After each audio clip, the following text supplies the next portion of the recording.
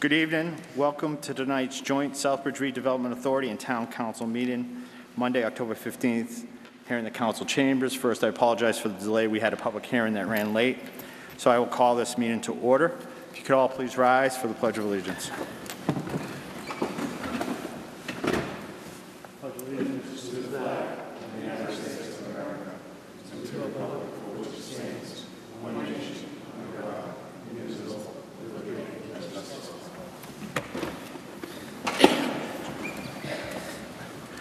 Roll call, Madam Secretary. Councillor Adams. Present. Councillor Auclair. Councillor Daniel. Present. Councillor DePietro. Present. Councillor Jovan. Present. Councillor Manna. Councillor Morales. Present. Councillor Nash. Present. Councillor Steves. Present. Mr. Clemens. Present. And Ms. Christo. Madam Secretary, it was difficult hearing you. Council Manor is excused right now. She's delayed. She had sent me a message. Okay. We have one item for appointment. To vote to confirm the appointment of Arthur Martin to the Southbridge Redevelopment Authority, effective immediately through June 11th, 2019, until the next election date. Appointment is to fill a vacancy due to a member resignation. Is there a motion? So moved. Is there a second? Second. Mr. Clements, I'll turn it over to you. Thank you. Arthur Miller, he's come before the board and like to join the Redevelopment Authority. Arthur's been a lifetime member, resident in Southbridge, and does have a small business in town. I think he'd be a great addition to the board, and would like to appoint him to fill this vacancy. Thank you. Is there any discussion at all? Miller. Councilor Nash? Thank you, Mr. Chairman. Through you, I too would echo Mr. Clements' sentiment that I feel Mr. Martin's a good addition to the Redevelopment Authority. First met Mr. Martin within the last year at a subcommittee hearing, had a nice conversation with him once or twice beyond that, and I also appreciate his recent appointment to the Historical Commission. So I know that he's a gentleman more than willing to be involved. He's articulate, intelligent, and I'm sure that he'll be a great participant to join Ms. Christo and Mr. Clements on redevelopment. Thank you. Thank you. Councilor DePietro? Thank you, Mr. Chair. I actually went to school with Mr. Martin, stand-up guy. I repeat everyone's sentiments. I would highly recommend him for the position. Thank you. Councilor Adams? Thank you, Mr. Chair. Just constant communication since June with Mr. Martin. I wanted to thank him for volunteering and the fact that he's been very patient throughout this process, so I thank you for that. Thank you. That's all I have, Mr. Chair. Thank you. And I echo my fellow councilors. Thank you for stepping up to the plate for not only this committee, but the other committees that you are volunteering for. I appreciate your service back to the community. I've known you a long time, so I welcome you to this side of government.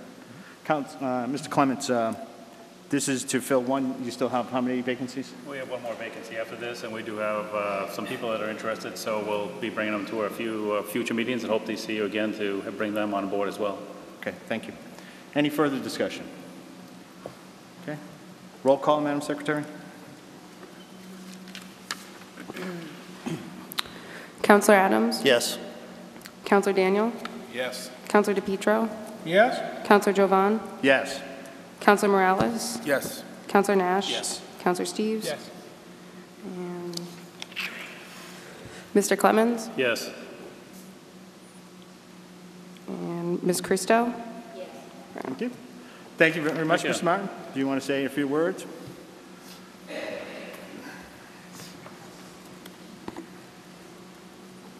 Thank you for the, is this on? Yeah. Okay. Thank you very much. I will definitely be hoping to help out and make improvements and at least be a positive impact for the town. Thank you once again.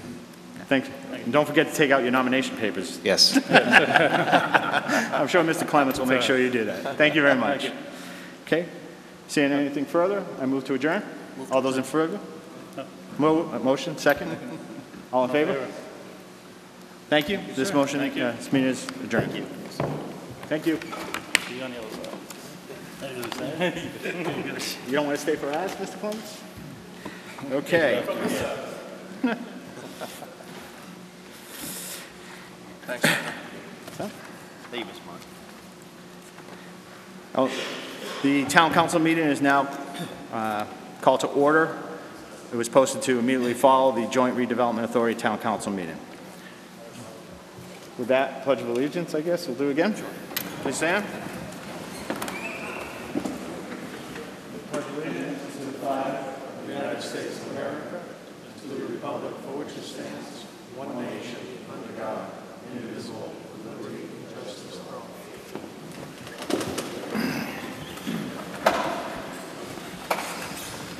Roll call, Madam Secretary. Counselor Adams? Present. Counselor O'Clair? Counselor Daniel? Present. Counselor DePietro? Present. Counselor Jovan? Present. Counselor Manna? She's excused. She'll be late. Counselor Morales? Present. Counselor Nash? Present. Counselor Steves? Present. Do we have a quorum? Item 3, consider and accept the town council meeting minutes of Monday, September 24th, 2018. Is there a motion? Second. So we have a motion and a second. Errors, corrections, omissions. Council Nash. Thank you, Mr. Chairman, through you. 2 quick edits on page 1 under item 5 near the bottom, about halfway down. Right-hand side, sentence starts Council Chair Nash, so I'd please ask that that be amended to read Council Chair Jovan and Councilor Nash. Got it? Okay. And on page 4, under agenda item 20, about halfway down on the right-hand side, sentence starts Councilor Nash thank Councilor Steves and should read former Councilor Clements or Denise Clements. I don't remember how I said it, but it was indeed Councilor Clements at the time. Yeah. Thank you. Thank you. Any further corrections? Councilor Adams. Thank you, Mr. Chair. Page number 2, first sentence should be receiving a postcard, vice at, and then five sentences down or 5 rows or letters down. Sorry, rows. Town favor. Favor should not be capitalized. That's all I have. Okay. Any further corrections? Okay. Seeing none, all those in favor as corrected. Opposed? Unanimous of all present. Subcommittee reports. General Government. Councilor Steves. Thank you, Mr. Chairman. We have had 2 meetings since the last meeting. The first one was on October 3rd. Several of the items on tonight's agenda came from our meetings, so I'll just quickly summarize them. Let's see. The October 3rd meeting, we talked about senior health insurance plans, the Charlton Waterline bond, which went to public hearing tonight, actually. We talked about changing some standard operating procedures for the police department, proposed Evergreen Street location for the new animal control facility, and talked a little bit about just kind of clarifying the issues about posting public meetings that we've had some issues with. On the meeting after that was Wednesday, October 10th. We talked about several things related to schedule changes and slight salary changes for a couple of jobs in town. We talked about the cable operator special revenue account, tweaking that a little bit to create a full-time job in the cable office. Let's see, we talked a little bit about the Arch Street Development Project, which is the Wells School project. We talked a little about accepting a donation for the Holiday Visions project, and a commercial lease agreement for the Airport Commission. And we do not have anything scheduled at the moment. Thank you, Councilor Steves. Department of Public Works. Councilor DePietro. Thank you, Mr. Chair. We currently have an upcoming Department of Public Works and Town Council meeting scheduled for Tuesday, October 23rd at 7 p.m. And that will be our latest in some time. Thank you, Councilor DePietro. Education and Human Services. Councilor Nash. Thank you, Mr. Chairman. Through you, joint meeting of the Education and Human Services Subcommittee and Town Council was held on Tuesday, October 10th, and it was a meeting in which 2 items resulted in actions for Town Council, the number 9 and number 23 on tonight's agenda. There was some discussion in new business that made the meeting a little bit longer, but the draft minutes, I think, were emailed out, and if not, they'll be in Thursday's packets. Thank you, Councilor Adams, once again for a nice job with those minutes. Our next meeting on the same date as DPW, which is 10/23, and it will be at 6:30 p.m. Thank you. Thank you. Plan and Development. Councilor Adams. Thank you, Mr. Chair. Through you, we had a meeting on 9 October. Agenda items number 10, 31, and 32 were discussed, and they all passed unanimously. That's all I've got. Thank you. Protection of persons and property. Council Manor is not here this evening. However, I was present at that meeting and actually chaired that meeting. Several of the items are on the agenda for tonight's action, and I will reflect what the meeting recommended at that time. And I do not know if she has a meeting scheduled, but I'm pretty certain she will have one scheduled shortly. Chairman's announcements. The only announcement that I have tonight is that, unfortunately, we're going to have to cancel the council meeting of the whole due to a scheduling conflict that Councilor Nash had brought up to me relative to the open meeting training that he and along with several other councils had signed up for. Both topics are very important to us, the goals and objectives, the contract issues, but open meeting law, given the implications of open meeting, potential violations that anybody could occur, training is very important. So we will get a quick date to follow up and wrap up the items that we're going to do on the council of the whole. Town management announcements. Thank you, Mr. Chairman. Mr. Chairman, I want to start off on a positive note in terms of Red Ribbon Week. I think many of you know that the town council has been very involved in working on the issue of substance abuse and doing everything we can to protect the citizens of Southbridge against what is really a statewide problem, the issue of opioid overdoses and people being involved with all kinds of different illegal substances. We are sponsoring a national program called Red Ribbon Week from October 23rd to the 31st. If citizens would like to get involved with that program, you can look online at redribbon.org. The symbol obviously is the red ribbon, and I'm wearing one today. And I'm going to be handing these out to the councilors for their benefit. We would love that all citizens from the week of October 23rd to the 31st wear these ribbons and symbolizing of it's really an education program to teach people about the problem and to, educate people about the dangers of substance abuse. I also want to compliment, recently you probably saw that Bay Path has been working with the town of Southbridge and recently printed up 14 4x5 banners that are all throughout town, so people will see them as they travel throughout the community. You'll see one outside the police department, United Lens, Big Bunny, you'll see down at the Rotary. Every school system has one of these banners in it. Again, what we're trying to do is promote the message of public safety and good health, and the town council has been very supportive. It was great to see the kids involved at Bay Path in this project. I know Chairman Jovan has a real solid relationship with the principal or the superintendent at Bay Path, and they work together.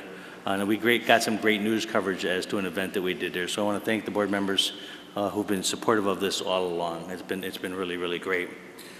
Now, a couple of other notifications. Whitewater, I have information from them, a news release. It says, again, it's from Whitewater, who runs our water treatment facility. Southbridge Charlton, Southbridge Water Department will perform a hydrant flow test on their hydrant on Tuesday, October 16, 2018, at approximately 9 p.m. The location tested will be 119 North Street in Southbridge. The procedure will include testing the operation and capacity of the hydrant on the property.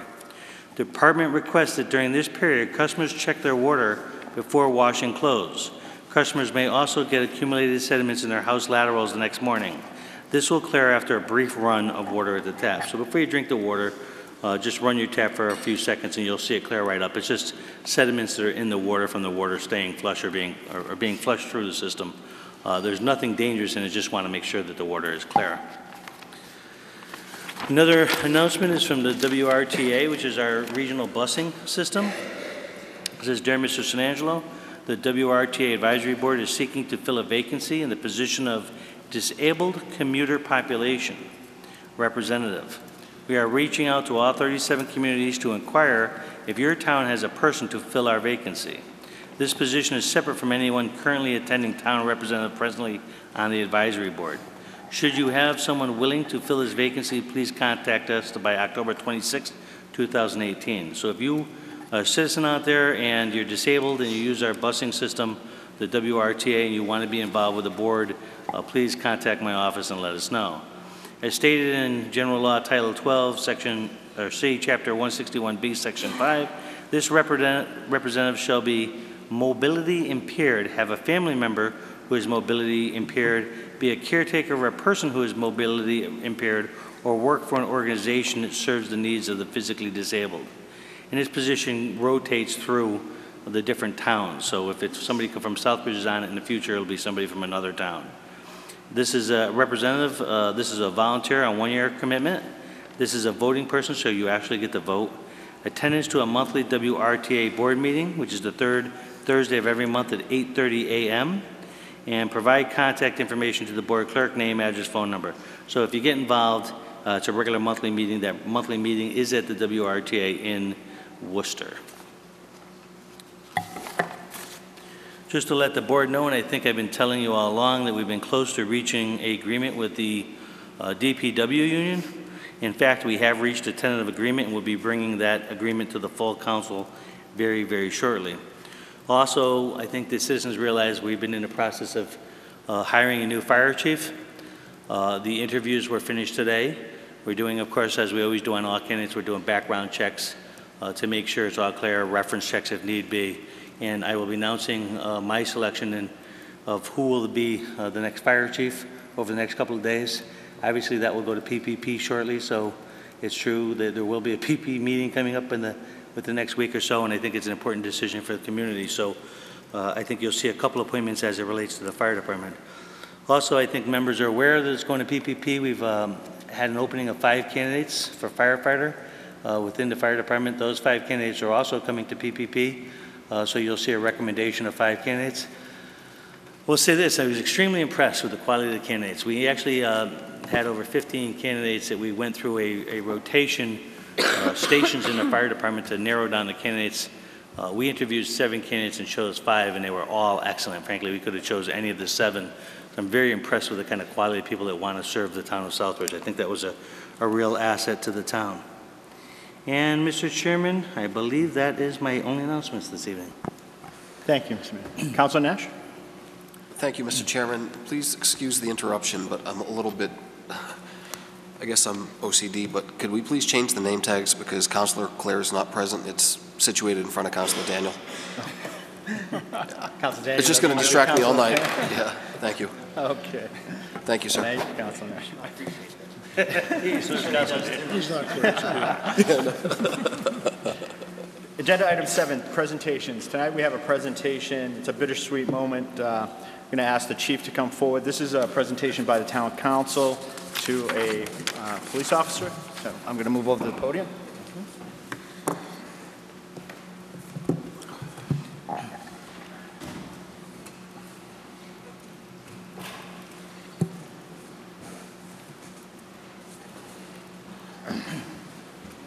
Do you want to start, Chief? Okay. So, too often, well, we always have people retire from our midst, and they have retirement parties, and they ride off to the sunset. And usually they have a big party, and we're able to go and recognize them. However, this individual, who I've had the pleasure of knowing for over 20 years plus, ironically, we both started our law enforcement careers about the same time. Obviously, I'm much older than him. He's probably like my son. But Officer Robert Campbell served as a police officer for a number of years. And the number one goal of anybody in public service is to, at the end of their shift, go home at night safe and sound. And fortunately for Officer Robert Campbell III, he was able to go back to his house. However, on one night, serving the great citizens of our town, he was injured in the line of duty and can no longer perform his duties as a police officer for our community. Took a little while. I'm grateful that Officer Campbell was here because by all means, if he had been using a different type of cruiser, he probably wouldn't be here today. So we're very fortunate that we're able to give this to Officer Campbell. I'd also like to thank the Southbridge Fire Department for their service on that date to extricate Officer Campbell from a horrific wreck on Hamilton Street. So I just thought it was fitting that, given the fact that he's not going to have a huge retirement party, that we as a community express our thanks in the smallest possible way, because I don't think we can ever give the amount of thanks that this individual deserves. So on this date, presented to my good friend and colleague, Police Officer Robert Campbell, resolved by the Council of the Town of Southbridge. Whereas from August 14, 2005 to June 8, 2018, Officer Robert Campbell has provided commendable full-time police services to the Town of Southbridge and its citizens for more than 12 years. Whereas Officer Campbell began his law enforcement career in Southbridge on August 14, 2005 as a transfer from the Sturbridge Police Department. During his time with the Southbridge Police Department, Officer Campbell served as the school resource officer from 2013 and 2014. Officer Campbell also served as one of the department's K-9 officers from 2011 to 2016, working with K-9 Dolly for 5 years and K-9 Max for 1 year. Whereas on August 25, 2016, Officer Campbell was involved in a serious motor vehicle accident while on duty when he was struck by a motor vehicle traveling in excess of 80 miles per hour and sustained serious bodily injuries. Officer Campbell had to retire on June 8, 2018. Now, therefore, on behalf of the Southbridge Town Council, and while it's not written here, on behalf of the citizens of the Town of Southbridge, I do hereby confer upon Officer Robert L. Campbell III its commendation for more than 12 years of service and the manner in which he has performed his duties as a member of the Southbridge Police Department, and for more than 22 years of total law enforcement service. In witness thereof, this 15th day of October 2018, by John D. Jovan Jr., acting on behalf as Chairman of the Southbridge Town Council. Thank you, brother.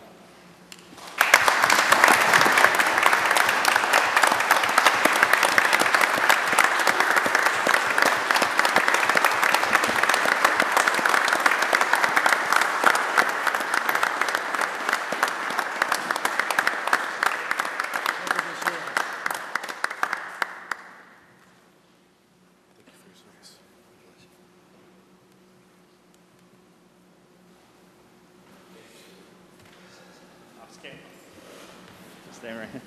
Now I'll bring forward Chief Woodson, who has some further items to say.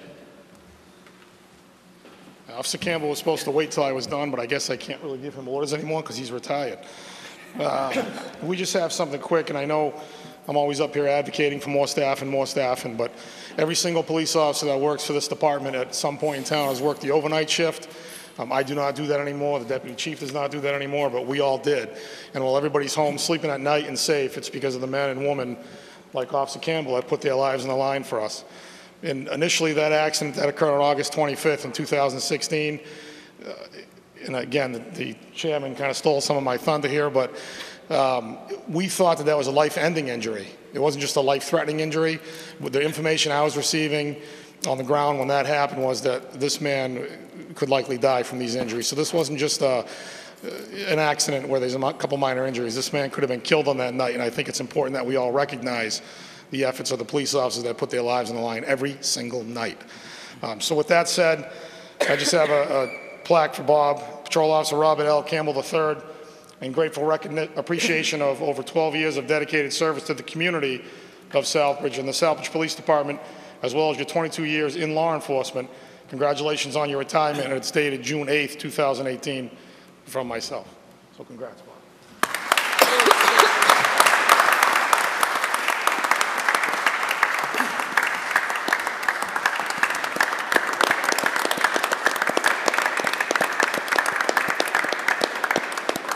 Thank you.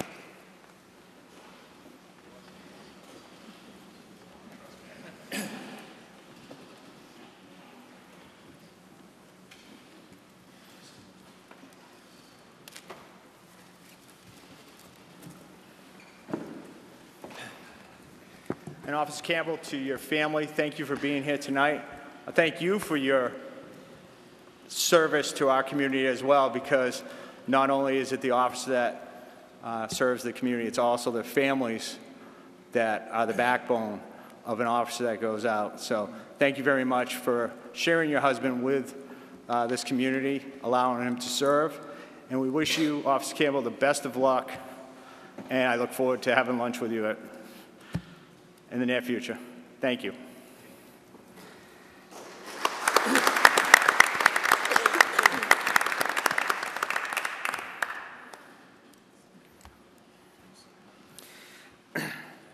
Agenda item 8, Citizens Forum. Is there anyone wishing to address the Southbridge Town Council?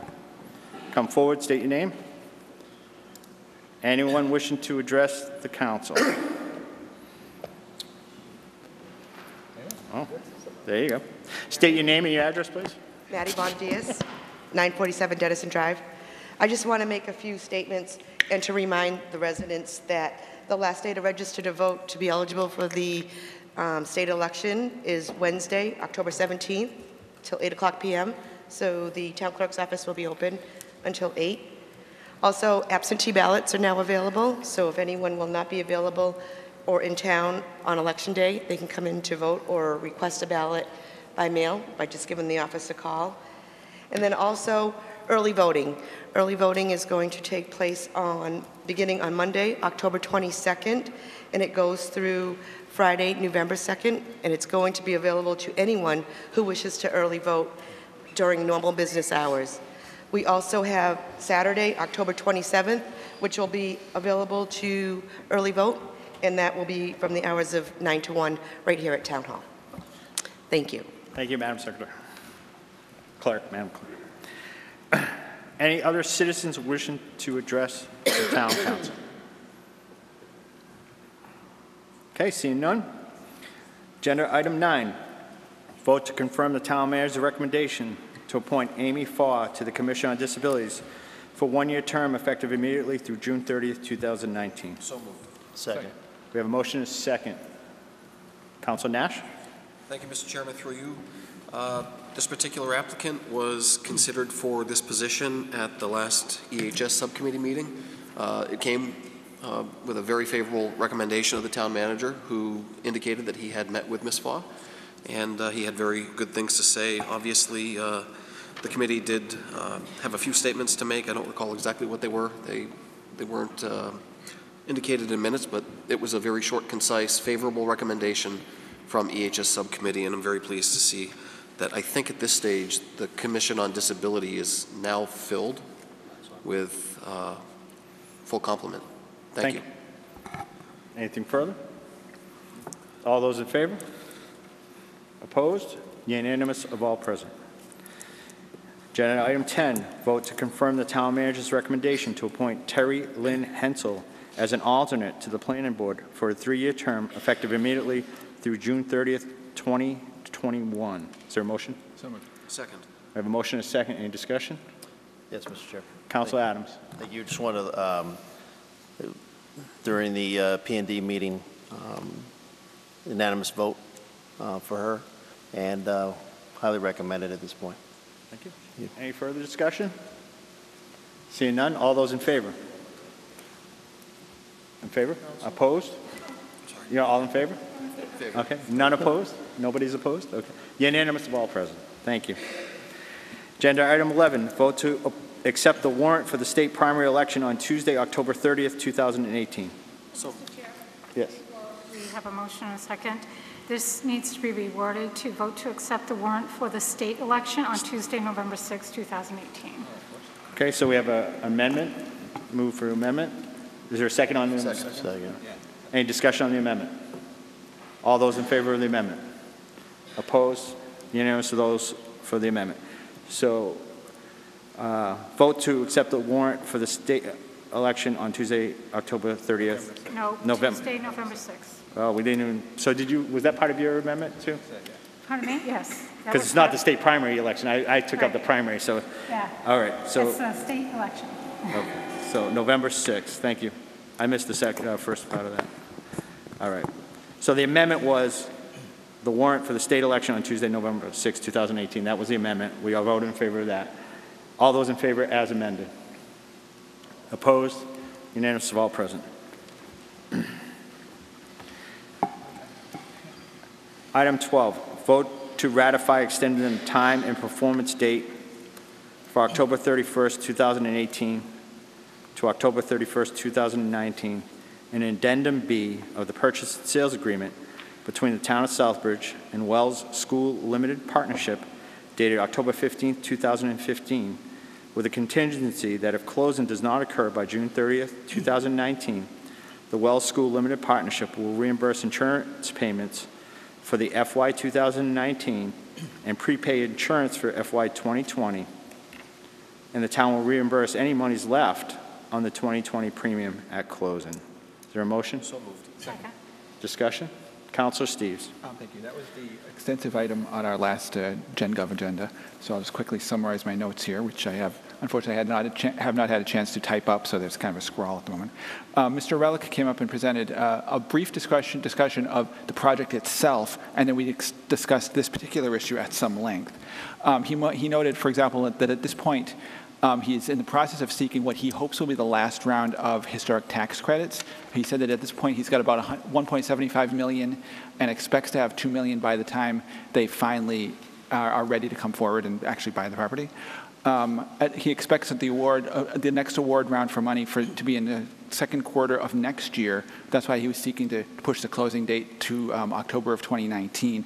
However, obviously when the money comes in, we'll determine when it actually closes. So that we were talking about whether or not it might potentially close before June or after next June. Nobody's really quite sure because it entirely depends on the state's grant process deadlines. He mentioned that the project as a whole is worth about $23 million. Without the credits, it wouldn't be possible to do it at all. He gets about $300,000 per application. And noted that the bulk of the project will be coming from federal funds, National Park Service money, which the DCD, the state credits trigger the federal credits. So he's expecting about $10 million of federal funds once the state credits are finalized, basically. And he mentioned that we asked some questions about whether some of us on the committee were a little concerned about what would happen if potentially the state didn't come through. And he said that the state does 25 or 30 of these kinds of projects every year since roughly 1986. So he wasn't too concerned about that happening. So he's pretty convinced that this is basically a done deal. It's just a matter of waiting. Unfortunately, some of us were kind of upset about the fact that we've been waiting for, this was the first vote I took on the council 5 years ago. And I know the town manager finally signed the paperwork like 3 years ago. So it's been a long time coming. And we did ultimately unanimously 3-0 vote to support the recommendation basically as stated in the agenda. Further discussion? Councilor Adams? Thank you, Mr. Chair. Move to strike out the following wording, reimburse insurance payment for fiscal year 2019. And the reason why, go ahead, I have to wait for a second, sorry.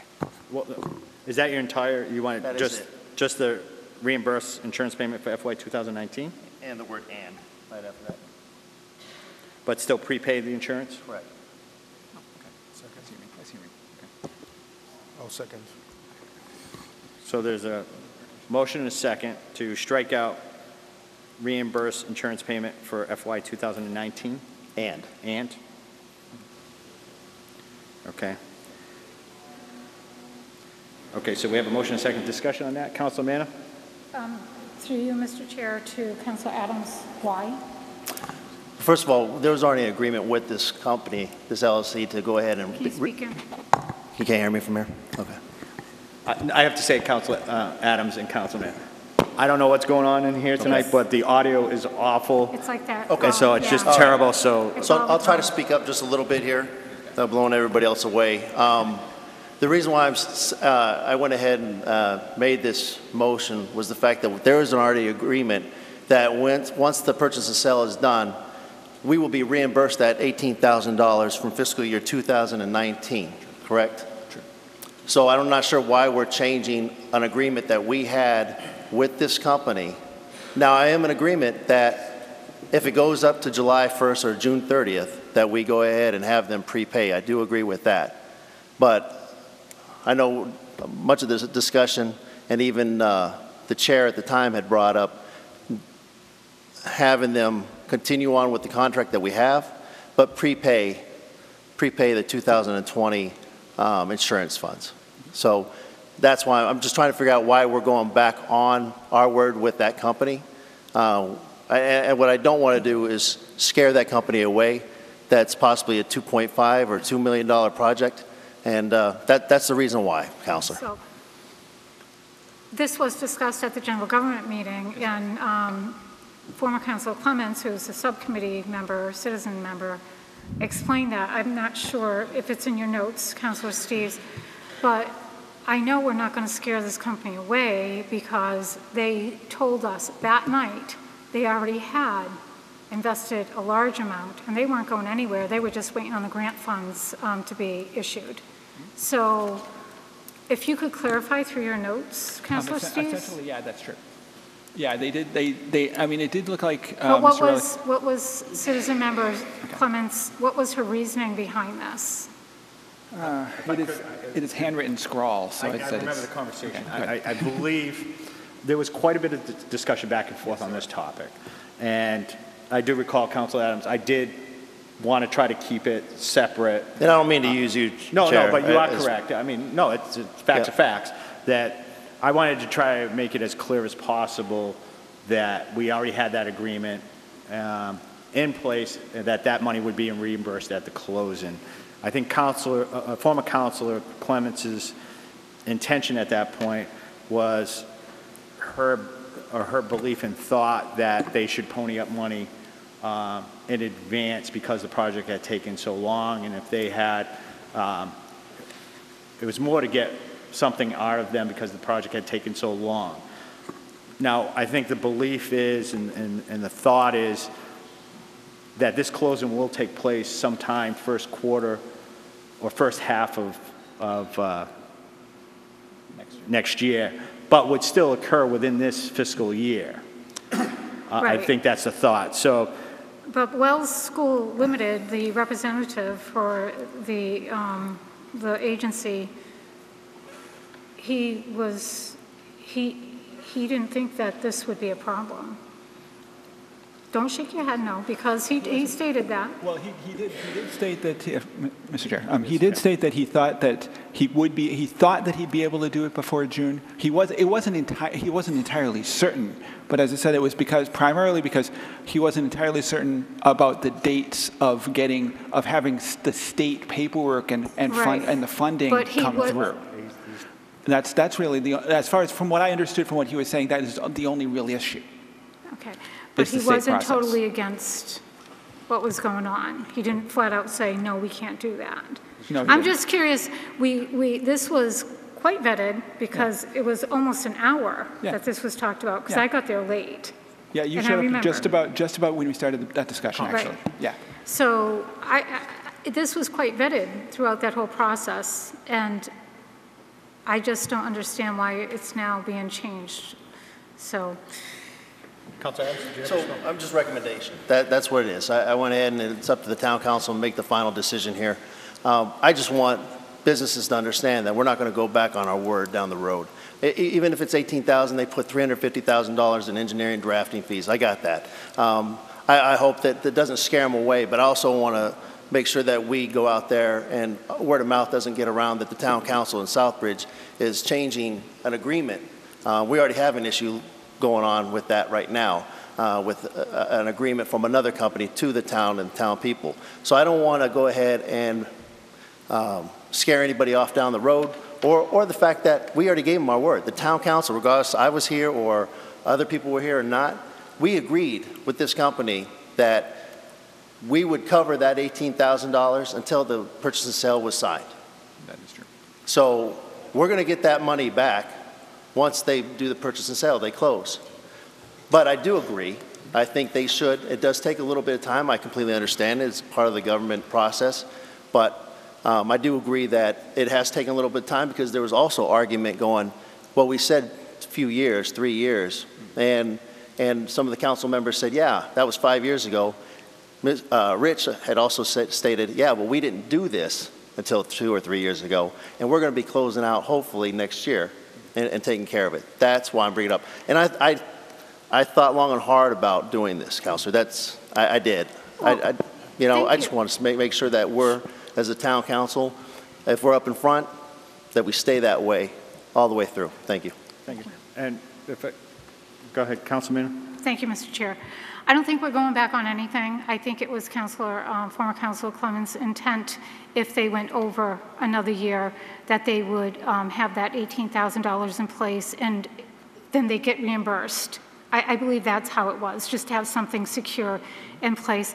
I don't believe we're going to scare anyone away, and I believe this should have came before us before it even did. So, and that's my final statement on that. That's all. Thank you. Okay, thank you. So my thought on this was originally, I think when we first went on this insurance premium question back, I think when we first started, when it was proposed to us that we had to take out that additional money because it's a vacant building, that we would reimburse to council reserves the money that came back upon closing. So I agree with Councilor Adams. We do have an agreement in place. And I think we're talking a lot about something that, for financial purposes, is not going to impact us on this financial year, because if it's after June 30th, if they give us a reimbursement, it's not going to come back to this year's budget. So in effect, if it's after June 30th, that reimbursement is still going to go to next fiscal year. So if it just goes over a month into next fiscal year, I agree that I want them to prepay. If they don't close by June 30th, they should prepay, because that's a financial impact to the town. We've already expended the money. We already have a contract in place that they will reimburse us. So therefore, I agree. Stay by that. Stay by the letter of that first contract, as long as whatever action we're taking tonight does not affect that contract. That it simply will be that if they don't close by June 30th, they will prepay that premium. And then stand by the contract that we have, that it's reimbursed upon closing. Councilor Steves? I'm inclined to think that too. I just wanted for clarification for people who are listening here. One of the issues, of course, is the fact that we expected the closing to happen sometime right around now, and unfortunately, it didn't. I think all of us are equally upset about the fact that it's not being done, but unfortunately, that's what happens. It would be nice if they could make this process faster, but we can't. So I think I'm going to support the amendment too. Okay. Thanks. Is there any further discussion on the amendment? Councilor Nash. Thank you, Mr. Chairman. Through you, I didn't have the opportunity to attend that last or more recent General Government Subcommittee meeting where this was discussed, but I've been party to conversations previously when the town manager was initially directed, or it was requested of the town manager to at least ask for reimbursement of the premiums. And I generally don't have any problem whatsoever with asking for reimbursement now. This is going to continue on year over year, potentially. It wouldn't hurt. But I also do recognize that we do have an agreement in place that was accomplished by the town manager. So I don't have any problem striking out the wording as indicated by Councilor Adams in his amendment. But I am adamant that going forward, if this delays any further, we get reimbursement up front, or we get the prepayment of any sort of insurance premium on that property. This has gone on way too long, and we all know the reasons. Thank you. Any further discussion on the amendment? Okay. So the amended language will be to strike out reimburse insurance. Payment so at the will, it will be from reimburse to and. Will be stricken from this action. Everybody clear on that? All those in favor of that? Opposed? Council Manor opposed? Motion carries. Now, Mr. Chair, if I may say one thing. yep. There's with a contingency. So this whole thing should just be reworded. You just can't strike out those words. It was upon contingency. No, Councilor Manor, it's still a contingency because we have to vote to extend that agreement. So we're adding this contingency that they will prepay if that closing doesn't take place. Yeah. Correct? Yes. Okay. Okay, so the action is vote to ratify extending the time and performance date from October 31st, 2018 to October 31st, 2019, and addendum B of the purchase and sales agreement between the Town of Southbridge and Wells School Limited Partnership dated October 15th, 2015, with a contingency that if closing does not occur by June 30th, 2019, the Wells School Limited Partnership will prepay insurance for FY 2020, and the town will reimburse any monies left on the 2020 premium after closing. Okay? Everybody clear on that? Yep. All those in favor? Opposed? Unanimous of all present. Thank you. Agenda item 13, vote to ratify the addition of Amendment 3 to Section 4 of the commercial lease agreement between the Town of Southbridge, Southbridge Airport Commission, and the Red Baron Diner to reduce rent from $550 to $300 for the months of November 2018, December 2018, January 2019, and February 2019. So moved. Second. Motion is second. Discussion. Councilor Steves. That was also on our most recent Gen Gov meeting, and there was a much shorter discussion on that one. The concerns are the fact that the airport diner has been seeing issues still with heat. The building it's an old tin can, and it's almost impossible to insulate. So the issues are that we're trying to reduce the rent just like we did last year for the winter months. Frankly, because they simply don't have the business in the winter months. They're just too cold to go up there. As Ron mentioned at the meeting, that they're seeing that the business is okay but hasn't been great. They're having to consider whether or not we as a town want to invest the capital necessary to really upgrade that building, if maybe even rebuild it to make it actually winter worthy. So that would be a huge issue. This year, just as in last year, the total, we're reducing $250 a month in rent for the winter months. Some pilots do come in there specifically for lunch and things like that, but it's, in general, not going to be a huge moneymaker for the town. It's just kind of an attraction. And, yeah, thank you. And as he just said, if you didn't hear it, we're also adding the month of November. Last year, we only did December, February, and January and February. So, and we unanimously approved it.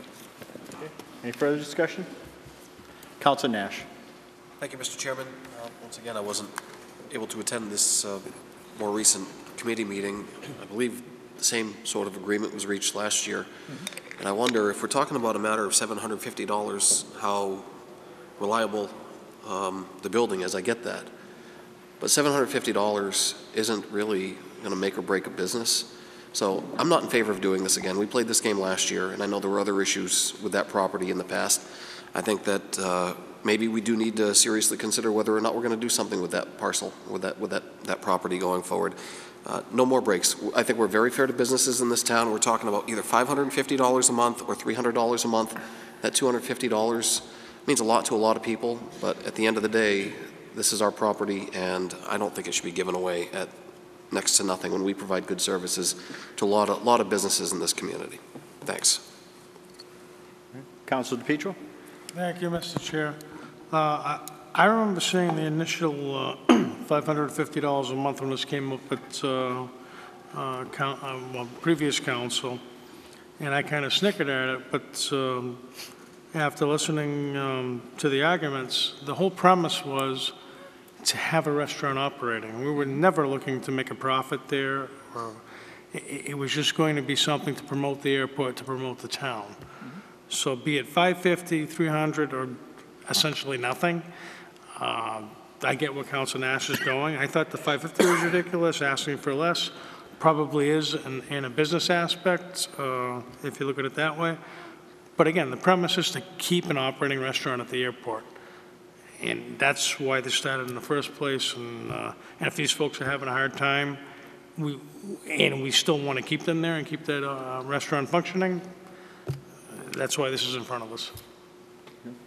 Any further discussion? Mr. Manager? Just to point out, I had an opportunity to be up there last year during the winter time, and I think any of us can recognize that the building is simply not winterized. It's horrible. I mean, the owners of the restaurant put up plastic literally around the front of the building because the wind comes sweeping off the airport into the building, where customers were wearing coats. I don't know how many of you guys go out to restaurants for breakfast and wear a coat as you're doing it. I think it's probably very few of us. It's just, the facility itself is just horrible. And you know, the restaurant, when it first opened, it was new again, you know, because it had been closed for a long time, and there was a lot of excitement around it. But now that kind of is kind of coming down back to normal and stuff. And the question the reason I'm proposing this is because I like to keep the airport open during the winter. Frankly, I think it'll find out if they don't do a reasonable amount of business and all they want to do is break even during the winter, that they may not be open next winter. It just may not be feasibly make any sense to keep it open. So I think they said they wanted to give it one more try. Last year was difficult. If they can break even, they'll try to keep it open in the future. If they can't, I think next year you may have me coming back saying we're just going to allow them to close the restaurants for a few months during the winter. It's just, it's got to make enough money to at least pay its bills. You know? Councilor Steves? It's very slightly off topic. I'm just curious. Has a view of the Airport Commission looked into what it would actually cost to replace that restaurant? So, through you, Mr. Chairman, just a couple of things. We actually put in a new heating system, if you remember. We put in new windows, so we've done some improvements to the building to reduce the heat, you know, the heating there. The problem is the walls themselves, as you said, it's just like a can, and there's no insulation there. We talked about maybe we can blow in some insulation. It's something we're going to look at next spring. I was trying to blow in some kind of foam insulation and see if that will help. The problem is because it's like a can, the heating bills are just outrageously expensive during the winter. So while, you know, the rent goes down, the heating and electricity costs go up dramatically, and that's the problem they're having, because the heat just kind of flows in and out of the building. So the big problem is, as I said at the subcommittee meeting, I'm not sure we want to invest a lot of money in this building. So if we can make minor adjustments, use some free cash money, and make some minor adjustments to try to make it better, I think that would probably be all we could do for this facility. Well, I understood that, but what I was asking is, has anybody actually looked at what the cost of replacing the facility would be? We have not done that. You mean the cost of replacing their facility? Yes. Oh, no, we haven't done that big of a scope. I didn't think so. I just wanted to know. You know, I think it's a good point. I do want to make one point about that, right? So in order to replace a facility, that's a significant investment to put a new restaurant up there. Right. And in order to do that, you have to have volume of customers to be able to do that. And they've only been in business, this is going in their second year. So they're going to need to take some time to see if they can build that up. If we ever got it to where there was, you know, a ton of customers going there, I think we could consider that kind of investment. But we're not going to do that until we see enough volume to make that a good return on investment. Yeah. So just to follow up, your choice of words, Mr. Manager, I hope you truly didn't mean that the facility was horrendous. It's just not conducive to operating in the winter, because if we're going to have a horrendous building, then we shouldn't be operating it at all. So I hope, just a point clarification, if you could, for the public, please. Yeah, I would be happy to do that. First of all, the food is very good. So the no, key you said the facility. I know, I talk about the facility. When I talk about horrendous, it can be cold. I mean, I'm not going to lie to you. People go up there, and sometimes if it's a very cold day, they have to wear coats. When I say that, I'm referring to that's an unusual situation when you go into a restaurant to have to wear a coat. It's not horrendous, but it's unlike other restaurants in that respect. They are doing everything they can to keep it warm, so they do turn the heater up. They get to go in full blast. So it's not like it's unbearable, but you are in fact wearing coats during the cold weather months. Councilman? Thank you, Mr. Chair, through you. So I'm just going to put my 2 cents in, and maybe it's time that we think about actually investing some money into this building, or asking the Airport Commission to step up to the plate and help out with that. If we can get it renovated, or we can get a new building up there, we can get more rent up there. If that's what it is attracting people to come in, fly into Southbridge Airport beside the gas, have lunch, and other local people, then perhaps we should invest a little bit in our own property. Hold on. What's your point of order? All due respect, Councilor, but we are really straying from the question. How? I mean, certainly your point is well taken, and I agree with you. I'm going to rule that your point of order isn't taken. The purpose of this amendment is the fact that the building is not conducive and we have to reduce rent. So she's just asking the manager. So if you could just wrap up your point, is to take a look at it, and maybe we should refer that to a committee. Maybe we should invest some money into our own buildings that we're renting out to people, and maybe we can get a good return on them. That's all. Thank you. Councilor Steves? Quick question through you. Maybe, I don't know if you've ever looked into it, or if the Airport Commission could look into the idea of whether the FAA will provide any funds to help airports in that regard with So some of again- the amenities that aren't specific to airport function per se. Thank you. I'll take your point. We'll refer this to subcommittee. The agenda item is to reduce rent. If we want to talk about the facilities, we'll put that over to another meeting, but this is to reduce the rent. So with that, your points are all well taken, my fellow colleagues.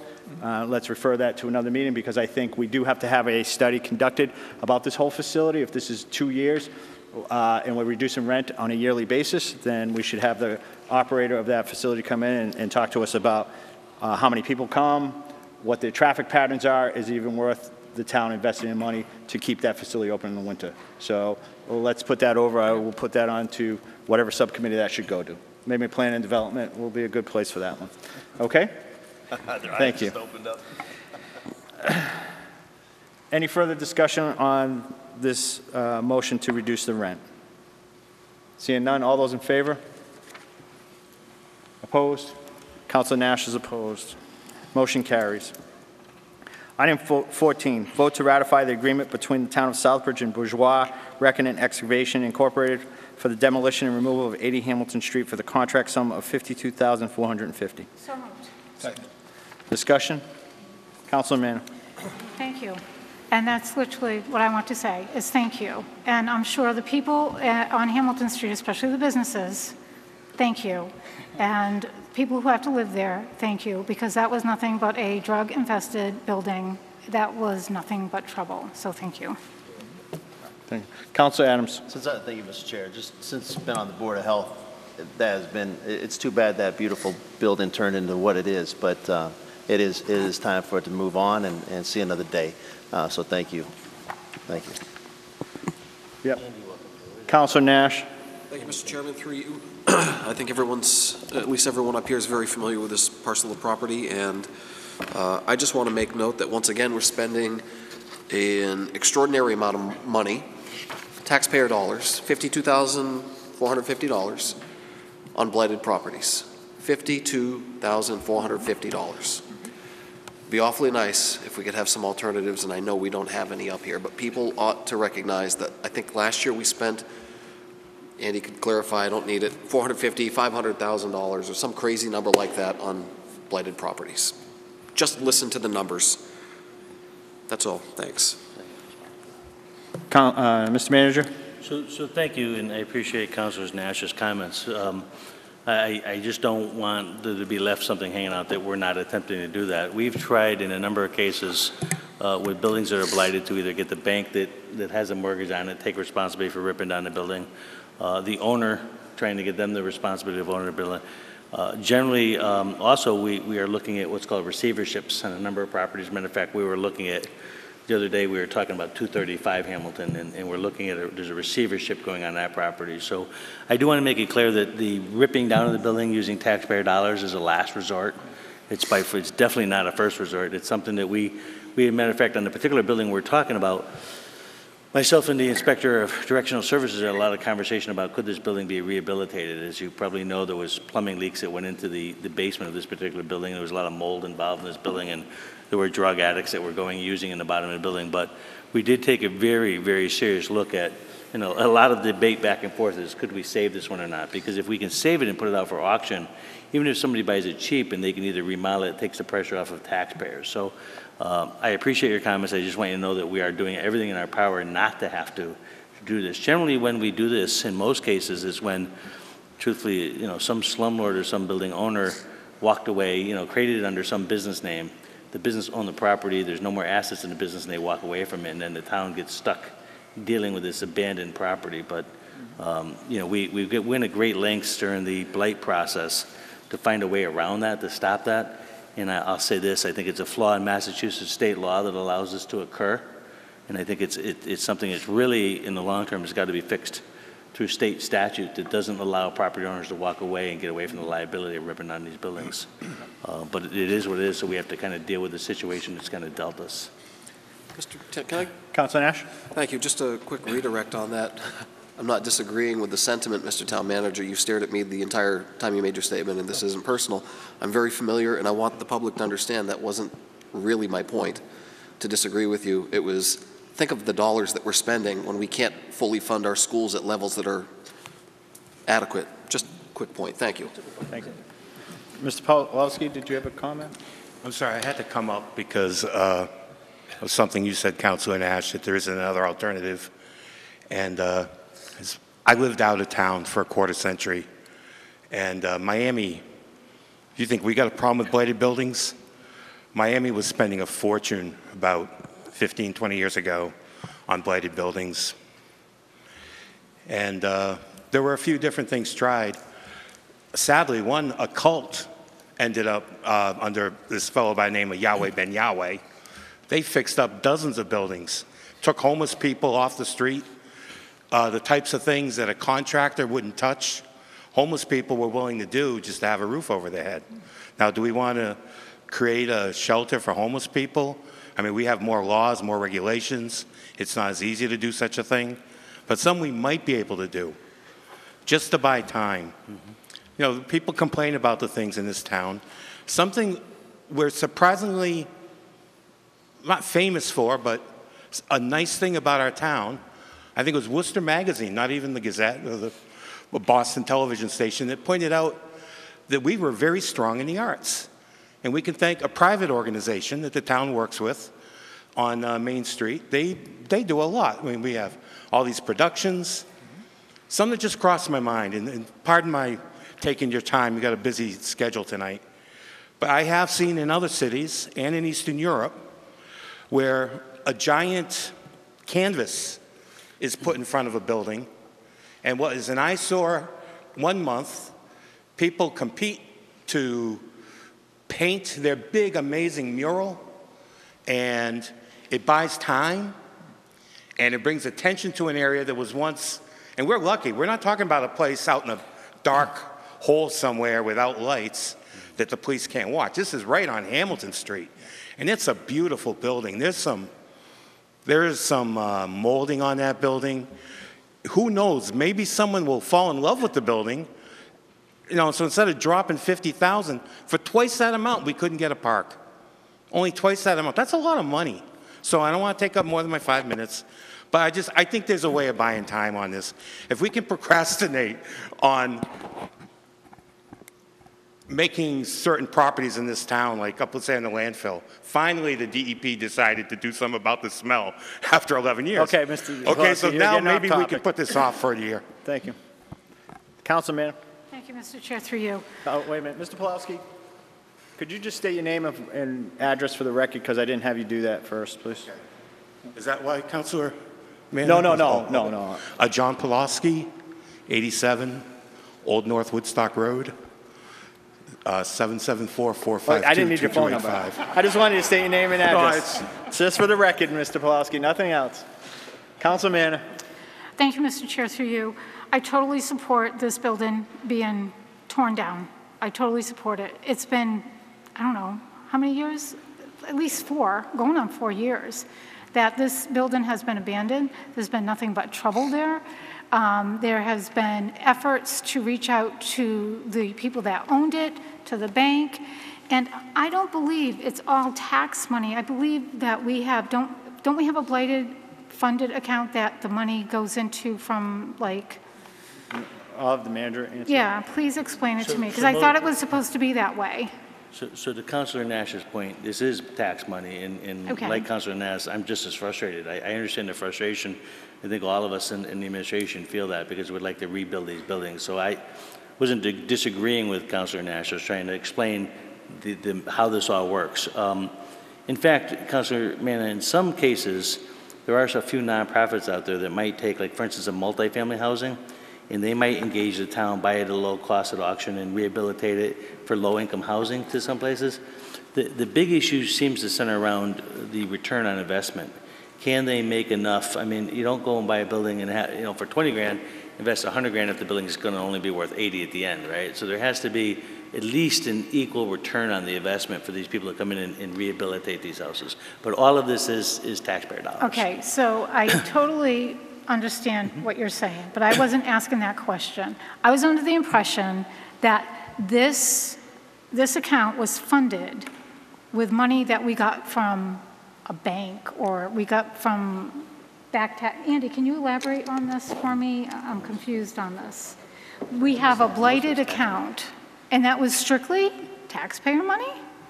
Correct. I don't know of any other sources unless you were, It was approved through the CIP process with an agreement that any monies we got back would be put into a revolving fund to fund it. Okay. Unfortunately, And that's you where demo I'm a piece of property, and now it becomes a vacant piece of property, and its value goes way down. So a $50,000 demo becomes a $20,000 piece of property, and the $20,000 piece of property, the first money has to go to back taxes. Right. Not in this particular case, because this one, it was signed over to the town. The town actually owns this one. It was signed over to the town in lieu of taxes, but when the property gets auctioned, the first monies from the auction go to back taxes. Any extra monies would go to fund the revolving fund for the demolition. So a property like this one, if we did not own it, there would be $0 going to refund the demolition, because it was, I believe, Maddie was here a minute ago, but I believe there was $50,000 to $80,000 owed on this property. So we lost out on that too. So has there ever been, if I may, Mr. Chair, through you, has there ever been any money received that went into this account that wasn't taxpayer money? I'm not sure we ever auctioned any of the properties off yet because we don't own them. When we take them down using this process, we don't own them yet. It still has to go through the duration period for it to become tax delinquent, and we have to take the properties before we can auction them. When we go into a property and demo it, we do not own the property. We put a lien on the property against the current owner. So I don't believe we auctioned any of them since I've come in. Wow. Just one more thing. Go ahead, I still have the floor, if I may. What are we going to do with this property after, if that's a question I'm allowed to ask? Yeah. So what are we doing with this property? So I'm going to explain my answer, and Andy, if I'm wrong, chip in, but I think I'm right. The particular property is not of appropriate size to allow for another house in there. So we could, you're right, at the end of it, it becomes town property, and I'm sure your next question is, well, we're going to maintain it and keep track of it and keep it clear. As you know, DPW is instructed to do that. I don't think it's a building lot. We could, if we want to, sell it to abutters. So if any of the abutters are interested in the property, we could sell it to them. The advantage of that is it adds a little more value to each of the abutters' properties, and that makes them pay a little bit more taxes on it. Often it's hard to get abutters to buy it because it's empty and they kind of used it anyway, so they don't care if the town owns it because the town can't build on it. I believe that this is too small for a building lot. Is that correct, Andy? This is currently too small for a building lot, I believe, and Casey might be able to speak better on this. There is a new proposed zoning that's going to reduce the lot sizes to 12,000, and I think this one's right around that. So for somebody to build on that, it would either have to be 12,000, and I think it just misses it. I think it's like 11,000 something. Or there is something in our zoning that allows for somebody to apply for a reinstitution of a formerly non-compliant use. So somebody could go to the planning board and ask for a special permit to build on a lot that's too small because it had previously been built on. So they could put back the same use that was there before under Section 801 of our zoning. So it could happen, but it's an onerous process. Well, either way, I am in support of this, and I know I'm sad to hear that we really haven't had any money go into that account. That wasn't taxpayer money, because I was under the impression that was happening. But I am in full support of this. It's going to bring down a blighted building, and I believe it's going to only enhance the neighborhood, and it's going to get rid of some people that just don't belong there. And Okay, thank you. that's all. Council Steves? Just a quick question through you to Andy. Kind of jumping off of what Mr. Pulaski said a little while ago, are there any other properties in town that we have actually taken that we might be able to use in some creative manner to avoid having to knock them down? That we have taken. And would it be? And do you think that? And honestly, in your opinion, do you think there would be any way we could do that with this property? That we could avoid taking it down. I actually, I think by... So if I may, if you can just have your remarks to this one particular building, and then I will refer the remaining part of that topic, because I think it deserves a further discussion to general government, that we get an update from you and the town manager's office and whoever else has data as to how many buildings are in the process, what buildings they are, what buildings were taken down, how much was, what the status is, and where we're at on that. So if you could just, this one particular piece of property, could we do this? There is there's something called the receivership program, and I actually invited a couple of receivers to look at this property, and they determined that the amount of money to invest in this property to save it would far exceed the value of the property. I've been through it. It's wrecked. It's been stripped of all its copper. There's a tree through the roof. So this particular property, in my opinion, after talking to potential receivers for this property, it's not, there's just not the value there to save it, unfortunately.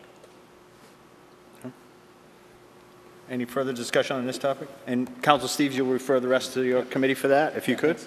I didn't mean to cut you off, but I just want to keep on topic for each particular thing. Okay, any further discussion? Okay, all those in favor of this motion as read? Opposed? Unanimous of all present. Thank you.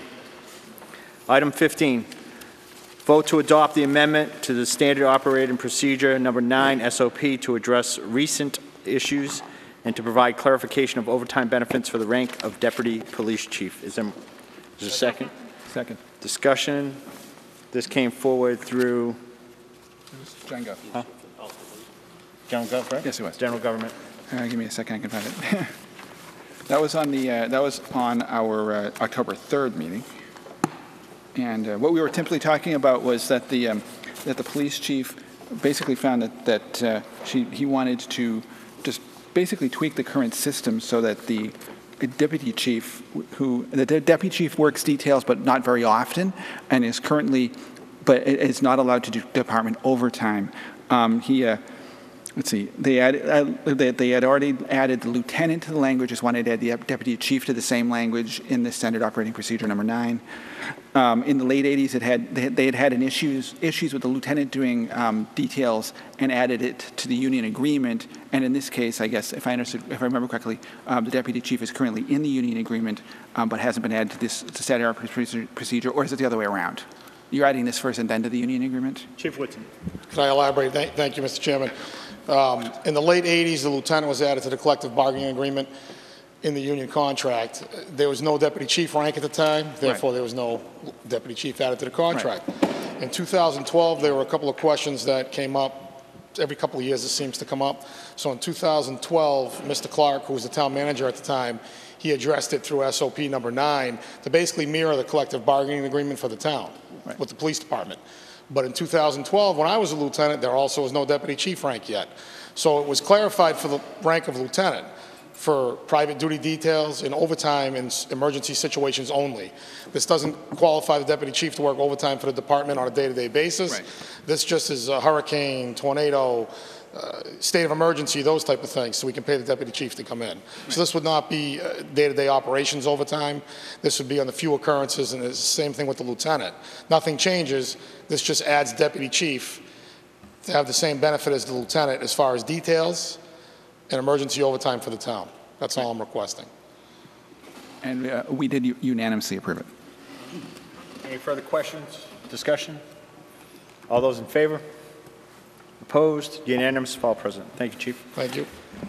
Item 16, vote to approve the police chief's recommendation to pay the employee assigned as the director of the Cops and Kids program an annual stipend in the amount of $2,000 to be paid from the Cops and Kids fundraiser account number 8305. Motion? Second. We have a motion and a second. Discussion? Did this also come through you? Actually, I think there were two parts of it. This one, I think, yeah, no, number 17 came through me, and number 16 came through PPP, if I remember correctly, didn't it, Nick? Unfortunately, I think you weren't there for that one, I though. was at my own meeting, so I apologize, I can't answer to that.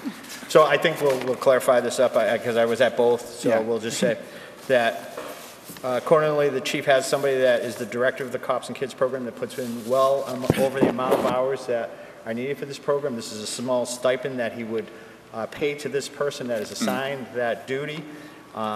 So his recommendation is to pay, and it had to do with the accountant on the fiscal side of our house, that the town treasurer or accountant, finance director, wished to have it in writing.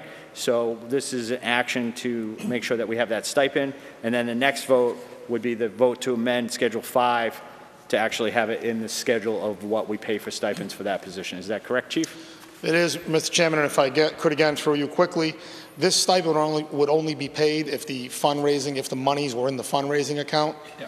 So this is no cost to the taxpayer whatsoever. If the money is not in that account, the stipend would not be paid. Okay. Any further questions? Discussion? All those in favor? Opposed? Unanimous of all present. Thank you. Item 17, vote to amend Schedule 5 to reflect a $2,000 per year stipend for the Cops and Kids Director. So moved. Second. And again, that was just to put it on the schedule of accounts, just as if other step-ins. Any further discussion?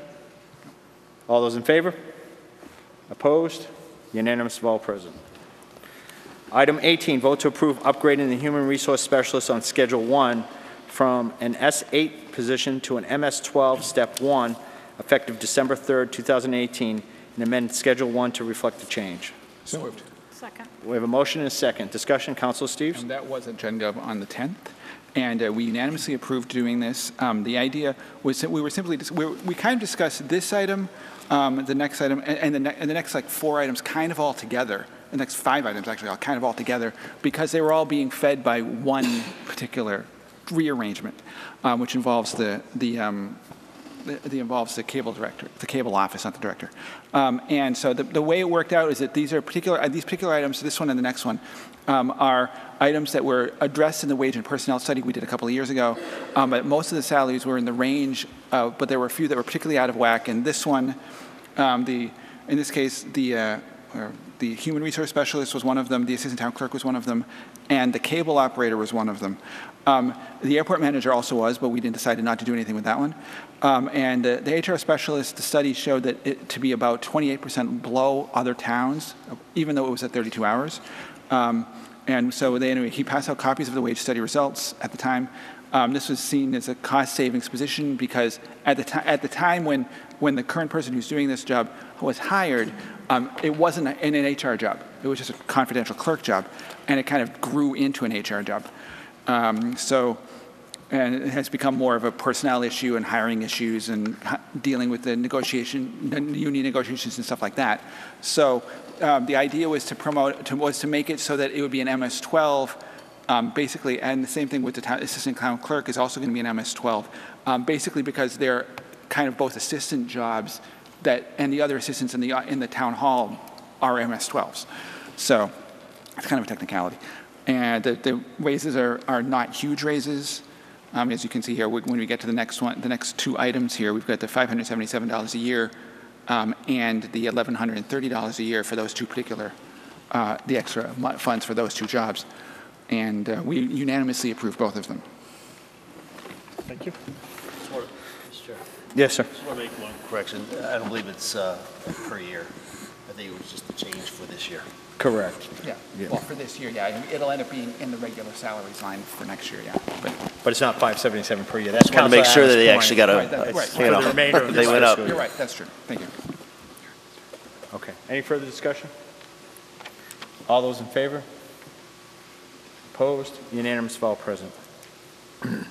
Vote to approve the transfer of $577 from inspection salaries, number 1.240.5110 to town manager part-time salaries, number 1.123.5117 to fund the human resource specialist salary increase.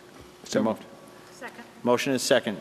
Discussion, Councilor Steves? Yeah, this was part of that discussion, and part of it was that why it's coming from this particular inspection salaries account is that the person who's currently doing this job is shifting up to the cable job, which we're going to get to in a couple of items here, and is already a full-timer with on a much higher salary scale than the person who's going to come in to replace him when the town manager hires that person.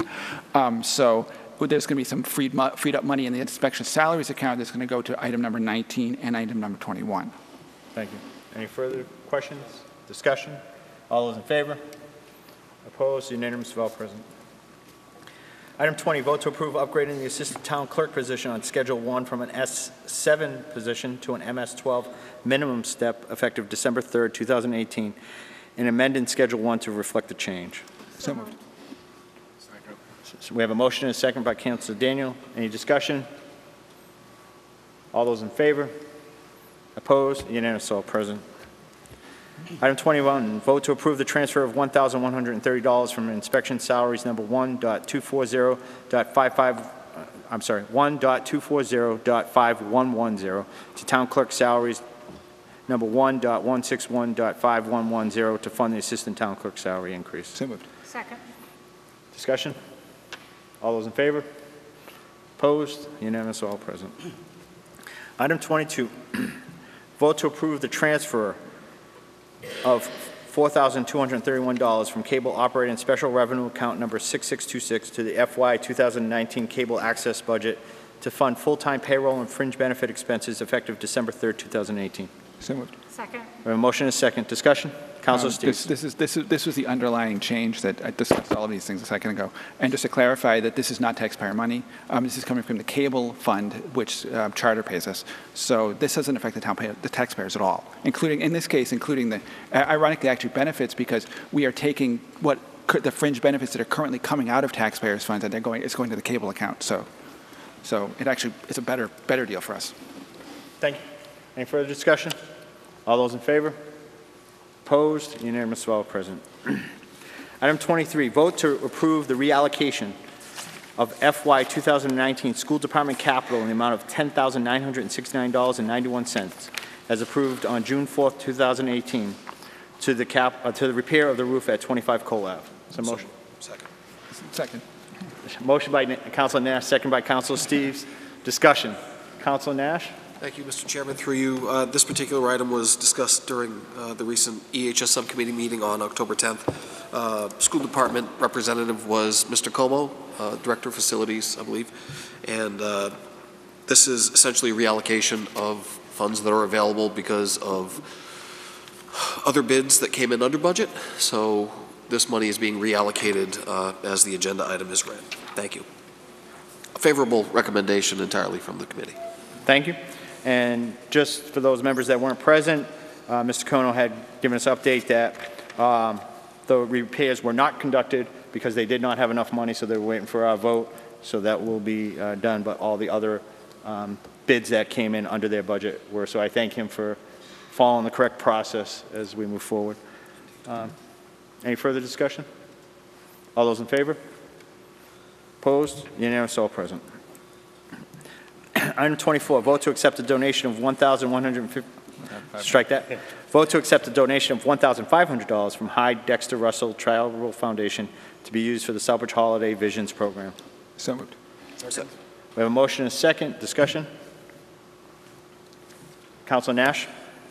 Someone ought to say something. Thanks very much to the Charitable Foundation from two very reputable, long-standing businesses in Southbridge for this very good program. Thank you. Absolutely. Thank you. Just as a point of clarification, because former Councilor Clements was present when she presented this, it's actually not the business foundation. This is a pot of money that their children, I believe, really? what she explained to, that through the generations they have given them certain amounts of money, and this was that next generation, the fifth generation, I believe, that had put this forward. So it's really the kids that thought this program was important. So we thank that next generation for giving back to our community. Just as a point of clarification. So. No sweat. Yeah. Thanks. Okay. Any further discussion? All those in favor? Opposed? Unanimous of all present. Item 25, vote to approve the renewal of senior health insurance plans effective January 1st, 2019 through December 31st, 2019 as presented in memo dated September 27th, 2018. So moved. Second. Okay, discussion? No discussion? Okay. Councilor Nash? Thank you. Thank you, Mr. Chairman. Through you, I wasn't able to attend any particular meeting in which this was involved, but every year I just have to point out that Mindy does a fantastic job representing and explaining these. I am not a fan of increased insurance rates, and it is kind of nice to see that we had at least a very marginal small decrease in one of these line items for the first time in many years, to my recollection. Right. Yeah. Mindy, I don't know if she's here tonight, but thank you for always answering the questions and putting up with my, not criticism, but my harsh comments about the insurance propaganda. Thank you. Thank you. Thank you. Councilor Steves. Just to clarify what he was just saying, he's right. He was talking about how Mindy mentioned at that meeting that Fallon's actually down 1.5%, although the inpatient copay for Fallon unfortunately went up. We did unanimously accept that. We did unanimously recommend accepting these changes. But I totally agree with you, Councilor Nash, that the insurance is ridiculously, it's extortion. Any further discussion? All those in favor? Opposed? Unanimous, all present. Agenda item 26, be it voted that pursuant to the requirements of Section 147, subsection F of the Internal Revenue Code of 1986, as amended, following a public hearing held on October 15, 2018. Following reasonable public notice of said public hearing in the Southbridge Evening News, published on September 27, 2018, by the Town of Southbridge, Massachusetts. We, a majority of the Town Council of the Town of Southbridge, Massachusetts, the elected legislative body of the town, hereby approve the issuance of the town of $5 million general $5 million general bond obligation bonds, the parentheses bonds of the town to finance costs of design, engineering, and construction of a new water line to provide water from the Southbridge water system to serve customers in the H. Foot Road, Eleanor Lane, and Berry Corner Road areas of the town of Charlton. All is described in the notice of such public hearing attached hereto and incorporated herein.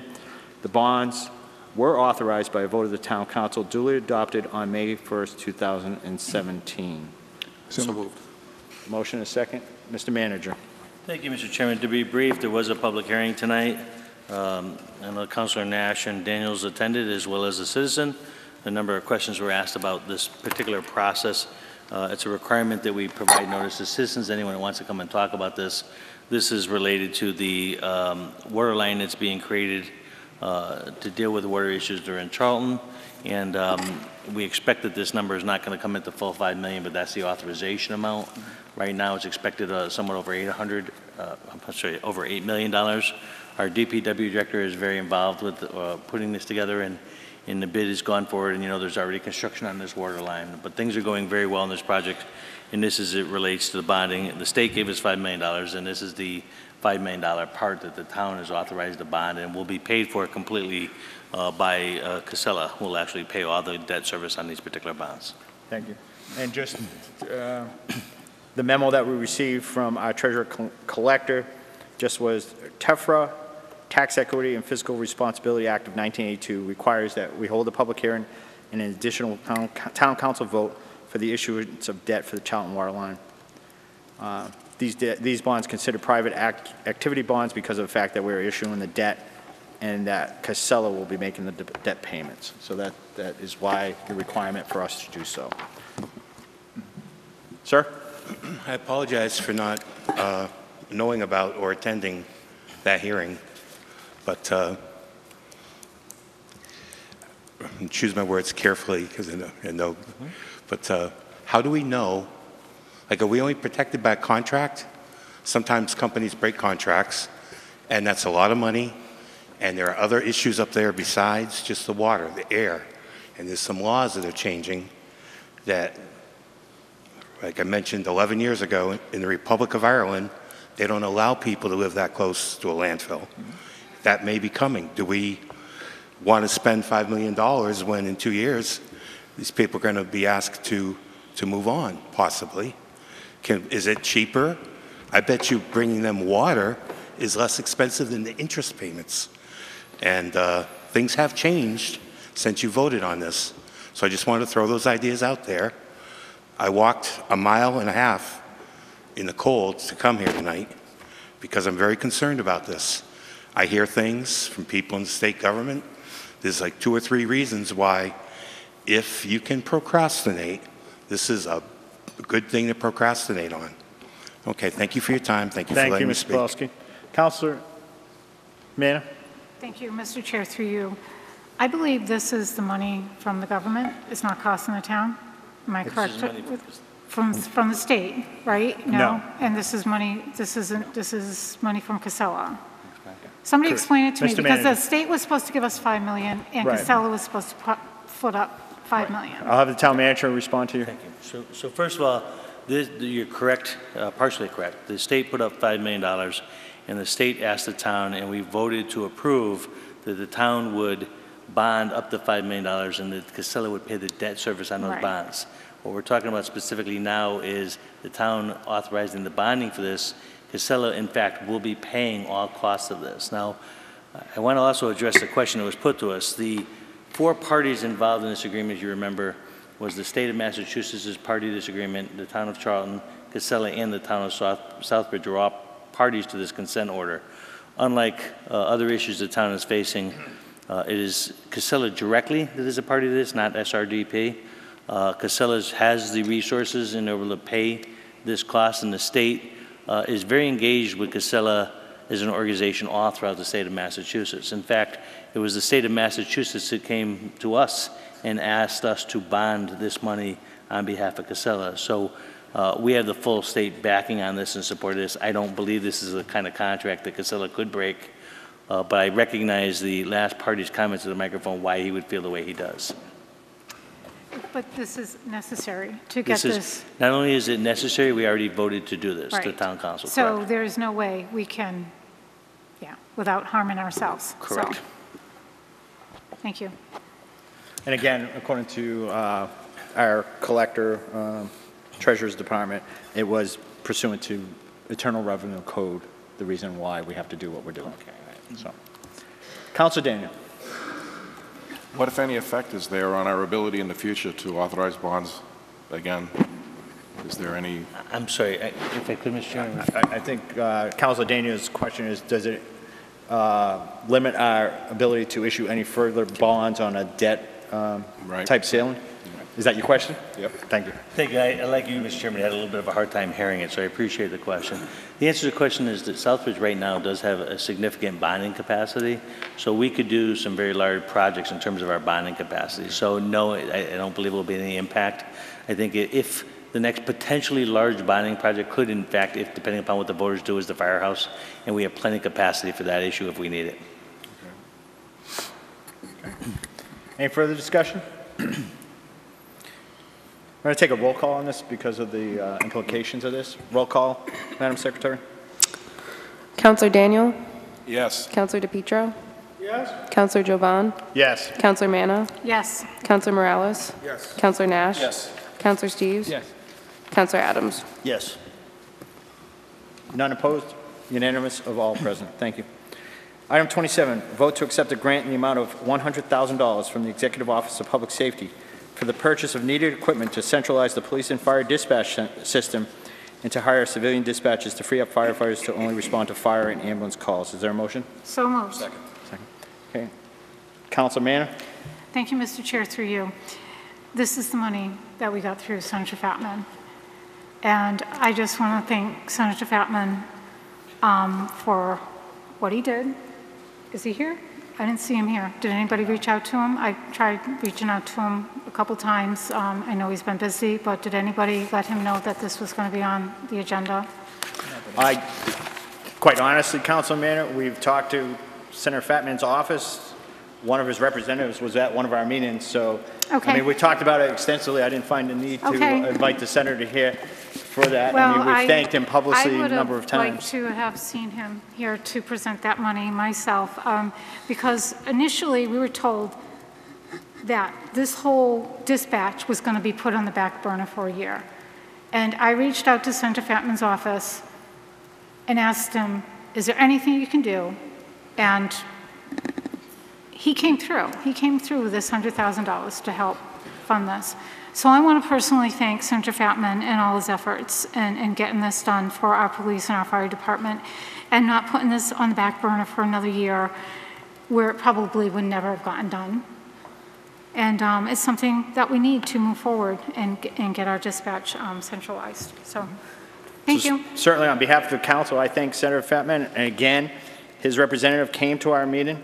He presented it to us at our meeting, as a matter of fact. So there was no need for us to have him here again to present it again. I mean, there's only so many times you can have a representative from Senator Fatman's office. Practice, and subcommittee meetings aren't televised, and So- you know, it's just. Okay, point taken. Thank you. Thank you. Councilor Steves? Yeah, thank you, Mr. Chairman. One thing that I recall during the discussion at the subcommittee was, didn't he specifically say that this actually is not to hire civilian dispatchers? This is specifically for equipment. So why is that still in the agenda? To point that out, just if I may respond to you, we did discuss this at PPP. Yeah. However, the brief description of contract performance or reason for amendment is specifically outlined in the contract that the state's contract provided to us, and it states very clearly, the Executive Office of Public Safety and Security shall provide funding for the purchase of needed equipment to centralize the police and fire dispatch center, also to hire civilian dispatch to free up firemen to only respond to fire and ambulance calls. So that is the specific language of the contract that we are signing, so therefore that's why it was left in the agenda item. Mr. Town Manager? So thank you. Just to be clear, right? So the chair is absolutely right. They put it in the contract like that, but none of this $100,000 will be used to hire any firemen. That's a continued expense. This is a one-time revenue. So all the money, the $100,000, will go towards the purchase of equipment, and none will go to the cost of labor. Right. Okay. I'm just curious. Do you know what you're actually spending this particular funds on? I'm sorry. Do you know what this particular money is going toward? Is it the consoles Chief Norman? Yeah. Oh, you are here. Better suited for that question than me. I didn't even see you. Go ahead, Chief. Good evening. So on top of this $100,000 that we received from Senator Fatman's office, if you recall, there was some capital monies approved for that. So right now we have some dollar figure to start moving with coordinating with a program manager to get the whole dispatch center up and running. We need to organize and plan. There is a multitude of infrastructure that needs to be put together. Phone lines need to be updated. Radio links and radio consoles need to be updated. So for the first $100,000, I'm sure we'll work with the infrastructure to make this project move forward. Thank you. Councilor Morales? Thank you, Chairman, through you. I'd just like to clarify, I did spend some time with Senator Fatman throughout the weekend, and he did know it was on the agenda. He did tell me he would possibly not make it to the meeting tonight. He did state that he will try to attend the next council meeting for any questions. Thank you, Councilor Morales. Any further discussion? All those in favor? And again, we thank the Senator's office, and thank you, Council Manager, for your work on getting that money. It certainly is a worthwhile project to move forward, and I know the process is moving as quickly as possible. Correct, Chief? Correct. Thank you. Agenda item 28, vote to accept the conditions of the 2018 Firefighters Assistant Grant to outfit all 3 ambulances with powered stretchers and loading mechanisms. The total projected cost would be $189,948. And to approve to match the funds at 7.5%, $14,248, and move forward with the grant process. Is there a motion? Is there a Second. Okay. And the Councilor Manna was unable to attend, so I chaired her PPP meeting for her. This agenda item was discussed and vetted at the subcommittee level. I thank the chief for bringing forward grants. And actually approaching the council to say, hey, can I at least go for it? So I commend you for that, because and I think that's what I echoed at the meeting, because there's tons of money out there. It doesn't hurt to ask the council, hey, will you be able to find matching funds? So this, I'll let the chief explain it, but our only obligation is to say, chief, go ahead, put it in. If you get it, our cost would be $14,000. So I'll defer to you to explain the need as to why you decided to use this grant process for this particular item. Okay, thank you very much, Council. So 2018 AFG grant application process was opened on September 24th. It closes on October 24th next week. Based on a risk assessment made within the department, we have chosen to request powered ambulance cots along with powered loading systems and associated long-term maintenance programs and training for this project. Over the past many years, there have been numerous limited loss of time with back injuries and associated lifting problems and loading of patients.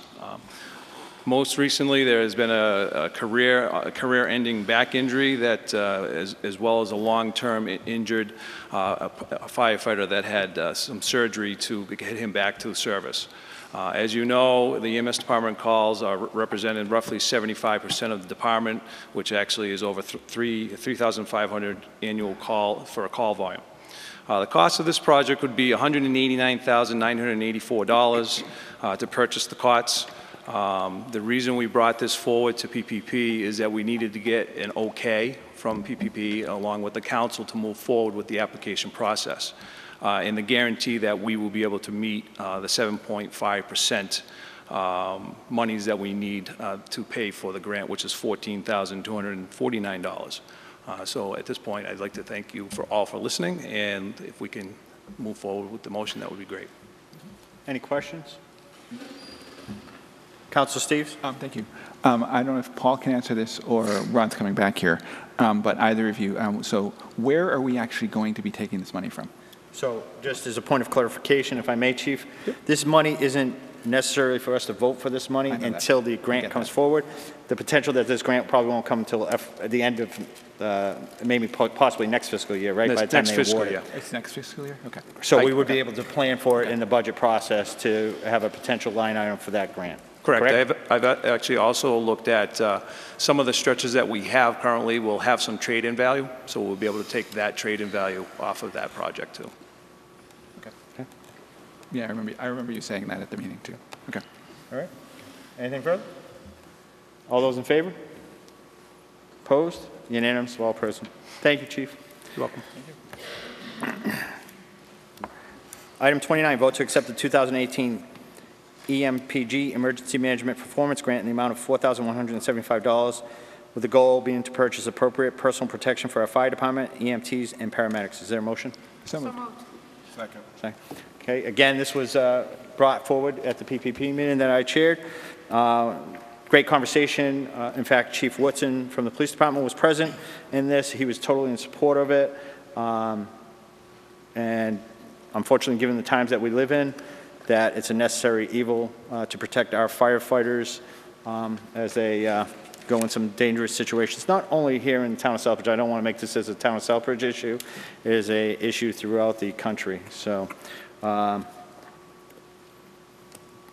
you want the chief to explain? Or do you... No, I just had a question. Okay, go ahead. So is this going to be for the vests? Correct. Bless the vests. Yep. Okay. And helmets. So I'll have the chief explain what it was for. Thank you. Chief? So again, here I am with another grant. I think as we move forward, I think the department's going to be looking for a lot of grant opportunities. Lieutenant Hulick has spent a great deal of time putting together the AFG grant, which we just talked about. This one I worked on with the MEMA department through the state of Massachusetts. The Emergency Management Grant program supports building and maintaining all hazards emergency preparedness systems. This includes providing the necessary support to sustain and enhance state and local emergency responders' capabilities for preparedness, mitigation, response, recovery, and protection. The 2018 EMPG grant award this year is set by our population. That's how the figure comes to us. It's $4,175. The match for this grant will be that we make an annual payment to our Everbridge reverse 911 system. The town pays $6,578.86 for that program yearly. The goal for this year's grant was to start getting appropriate personal protection for our fire department and EMTs. As we know, the active shooter and hostile events incidents are on the rise worldwide. This process of protecting our staff properly is the first step towards these events. Members of the department have attended many training drills for these scenarios over the last few years and have not had this type of gear or protection to train with. I propose to purchase 6 helmets, 6 bulletproof vests with this year's grant funding. Thank you. And it was further discussed for my fellow councilors as well that the police chief, again, he supported this. He was actually going to try to fund some of this through his own monies. And being in public safety myself, in the past when EMS or fire responded to a scene, they always staged in the cold zone and waited to come up. Now, given all the events and the tragic events that have happened in the country, active shooter programs, that EMS actually, a paramedic will actually go in with that police officer immediately and start treating and triaging as they make their way through the building. So this is a necessary step to protect our firefighters' hopefully, in the event that it never is used. So, Councilor Steves, did you have a follow-up? I just had one quick question. If I heard you properly, this is an annual grant, correct? This, correct, is an annual grant. And if I remember correctly from the subcommittee, you said that the last time we applied for it was like 3 or 4 years ago? The EMPG grant we've been getting yearly. The AFG grant was the one that was, okay. That was 3 years ago, 4 years ago. Okay. Any further discussion, questions? All those in favor? Opposed? Unanimous, all present. Item 30, vote to approve the disposal, sale, or auction of 48 lengths of various size fire hoses. One Rescue Number 1 1989 Chevrolet vehicle, and one Rescue Number 2 1977 Dodge mini pumper vehicle, and declare said equipment as surplus. Is there a motion? Second. Again, this came through PPP. It was vetted out. The chief explained how old these vehicles are, and that actually 2 vehicles are leaving, and the new rescue will take the place. But Chief, I will defer to you for any further comments. Well, let's, in this case, we need to dispose of 48 lengths of various size fire hose. Fire hose standards nowadays are set by the NFPA, National Fire Protection. They recommend that the useful life of fire hose should not exceed more than 10 years. Some of this hose is almost 30 years old. It has not been tested for many, many years, just because of its makeup, and of course, it does not fit in with the NFPA standard. This hose is proposed, like I said, is 30 years old. It is in our storage area within the basement, and over the last 5 years, I've replaced most of the hose we used today. I've also scheduled a replacement program moving forward to stay within the standards of 10 years of date. So I'm looking to dispose of this hose in any way, shape, or form. Any questions, comments, discussion? All those in favor? Opposed? Unanimous, all present. Thank you, Chief. I think that's it for you tonight. Very good. Thank you. Thank you for being here tonight. Item 31, vote to approve the final invoice from PJ Albert Incorporated and related documents for the Overland Morris Street project and authorize payment to the contractor in the amount of $3,175.66 with CDBG funds. See additional information in email attached. I think that was from your agenda item, right? Probably. So let's strike that. So I'll stop at CDBG funds. Thank you. Is there a second? Is there a second? Second. Motion and second. Councilor Adams. Thank you, Mr. Chair. Just real quick, we discussed this on October 9th. Very lively discussion about it. Asking a lot of questions, especially since the CDBG money came from fiscal year 2016.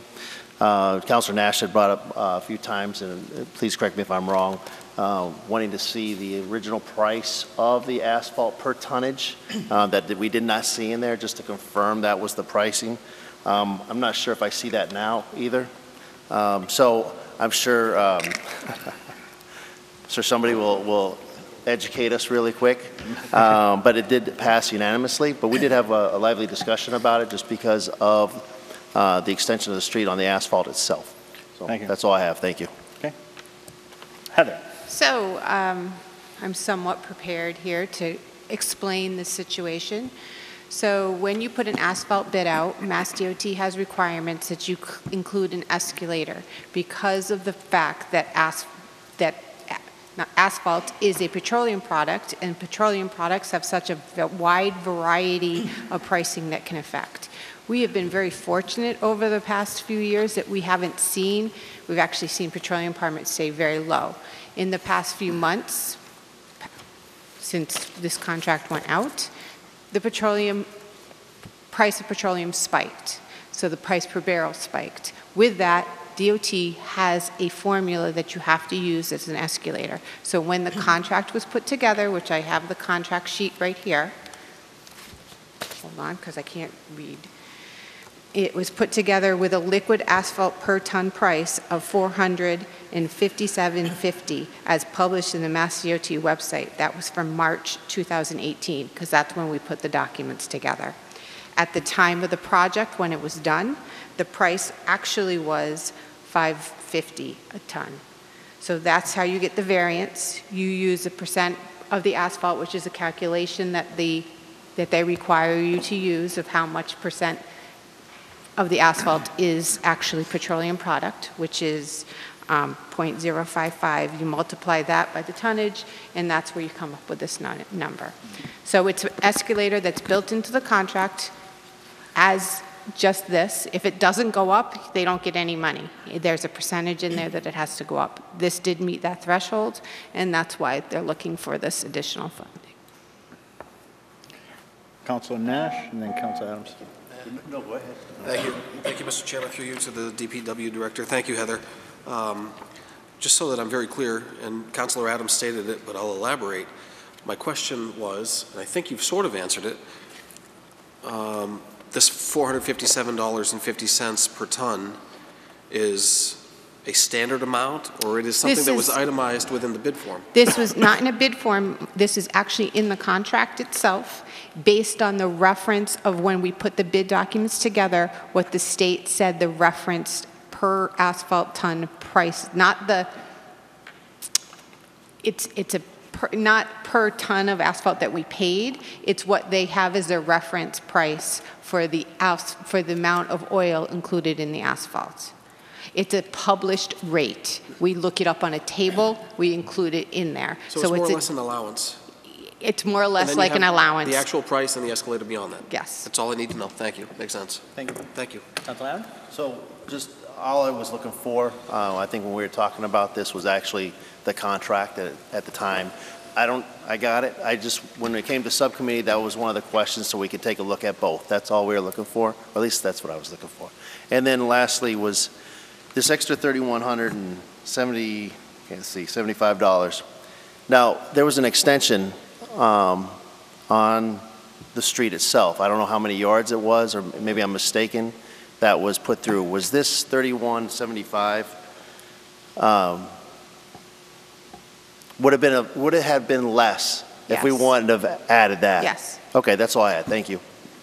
It would have been about half that amount. Okay. Thank you. Anything further? Any further questions?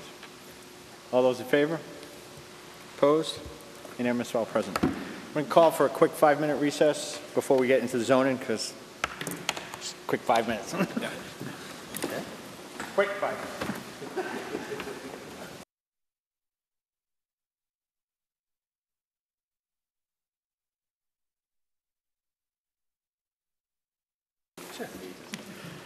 Thank you. Call this meeting back in session.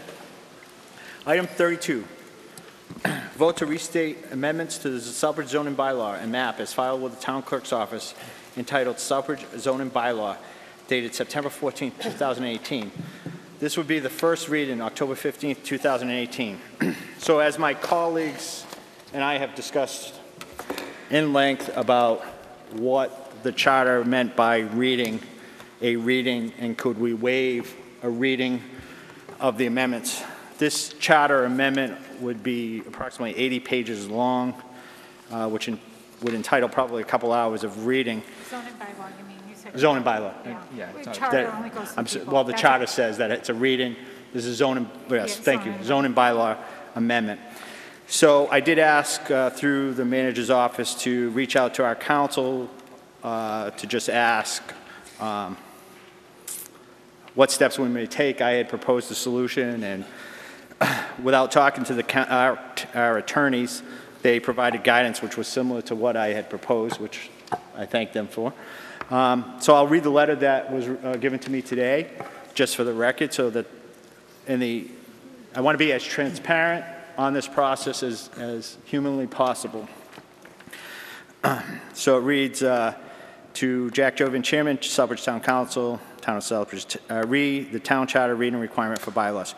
Dear Mr. Chairman, pursuant to the request of the town for advice as to the requirement in the Town Charter regarding the parentheses reading of a proposed bylaw for adoption by the Town Council at 3 different meetings, we provide you with this advice letter. I understand the town is considering an amendment to its bylaws of significant length. The Town of Southbridge operates pursuant to Southbridge Home Rule Charter, which provides in Section 2-63 of Chapter 2 of the Town Charter that parentheses, every bylaw shall be read at 3 separate meetings before its passage, close parentheses. The question presented by the town is whether this requirement in the Town Charter means that the proposed bylaw must be actually read in its entirety at 3 different meetings. The town council serves as the legislative body of the town. With a footnote number 1, the town has a council manager city form of government. And it appears that the requirement to read a proposed bylaw at 3 different meetings is modeled after the procedure of the Massachusetts legislature in adopting its legislation in other state legislatures. The term reading is therefore the technical term of art. Under Massachusetts Senate Rule number 28 and Massachusetts House Rule 39, the general court has to read proposed bills at 3 different times, but it does not actually require that they be read in its entirety. Unless there is an objection, the clerk of the legislative body may read the number of the bill and its title, and that procedure is sufficient to comply with the reading requirement.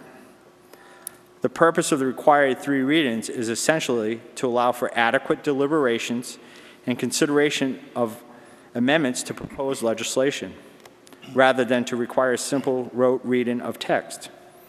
It appears such an interpretation is consistent in some other states, even where there is a constitutional provision that there must be a reading of each bill.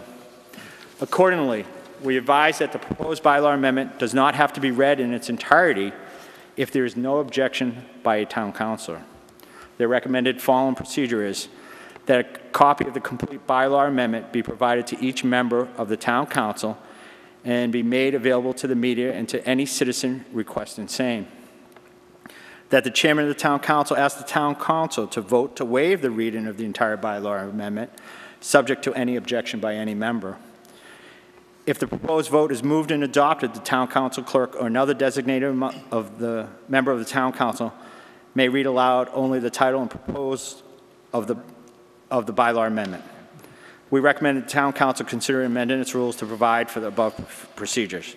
Very truly yours, Stephen F. Madeus of the law firm Merrick O'Connell. So, Councilman? I'm sorry, just one thing in paragraph 2. Yes. The town of Southbridge operates pursuant to the Southbridge Home Rule Charter, which provides in section 2-63. It should be 2-6-3, I believe, not 2-63. Okay. Thank you.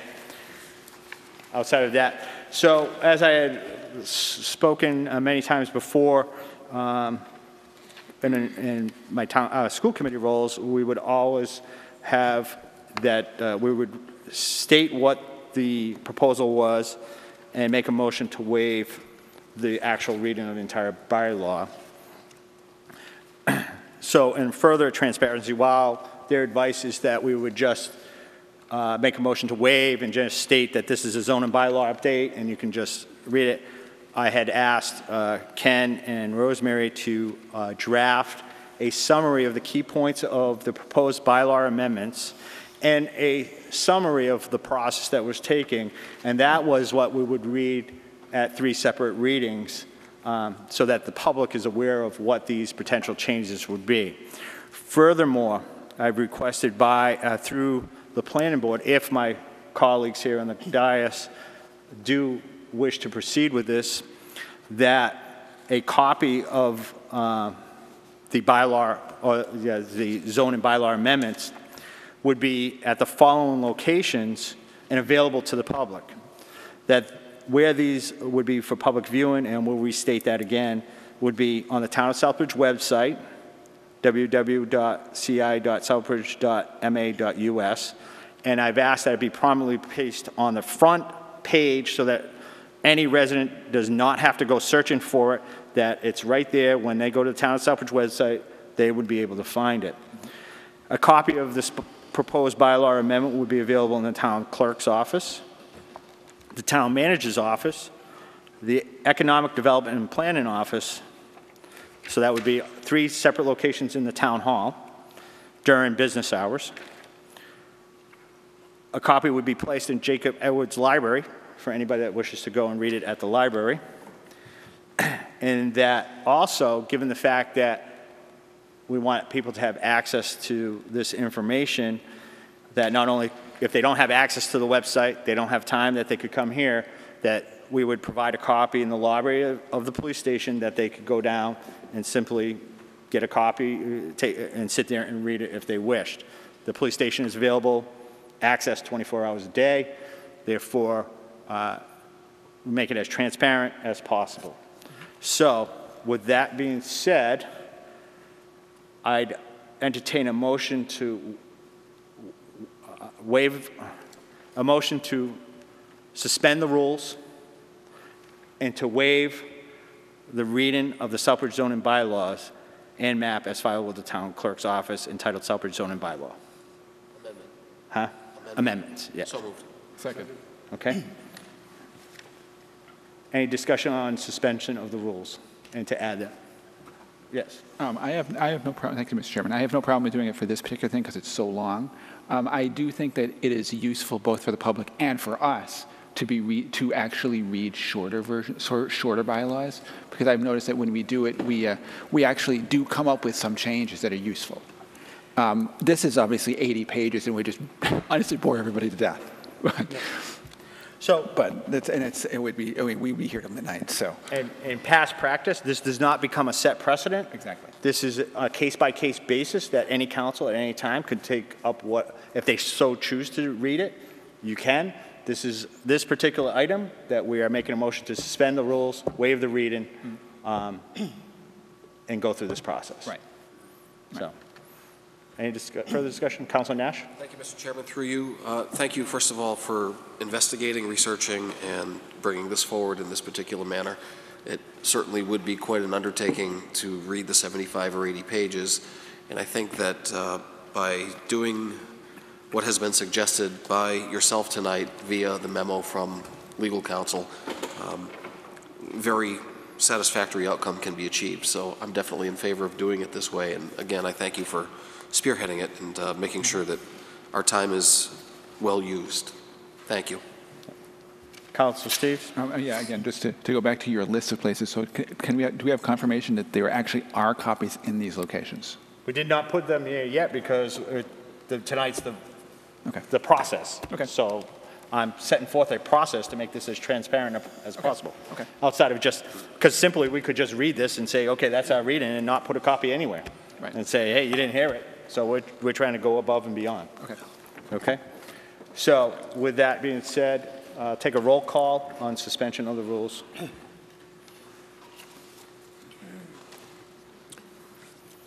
Councilor DePietro? Yes? Councilor Jovan?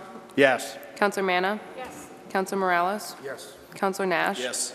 Councilor Steves? Yes. Councilor Adams? Yes. Councilor Daniel? Yes. Okay, unanimous. And just to state, we would have to do this again, so if at the next meeting somebody says, hey, no, I want you to read it, be prepared that we would read it. We would have to waive the rules for every single meeting. Okay, just to make that clear. So this isn't just one size for the remainder of the readings of this zone bylaw. Every meeting we have to waive the rules to suspend. Understood? Okay, with that, I thank Ken and Rosemary for putting this forward. Southbridge zoning bylaw update project, October 2017 through October 2018. And I did pass out these to the councils. They should have a copy of this. In October of 2017, the town of Southbridge hired a team of top-notch consultants led by Barrett Planning Group to provide planning services to review the town's zoning bylaw and map, update it, and revise it so that it would align with the town's master plan, economic development plan, the urban renewal plan, and other relevant documents. The project began with the formulation of a 12-member town council-approved working group that was invaluable in its role of steering the consultants and staff over the course of 10 intense working sessions. Those sessions are noted as October 25th and December 20th, 2017, January 29th, February 26th, March 29th, April 12th, May 8th, May 31st, June 19th, and July 26th of 2018.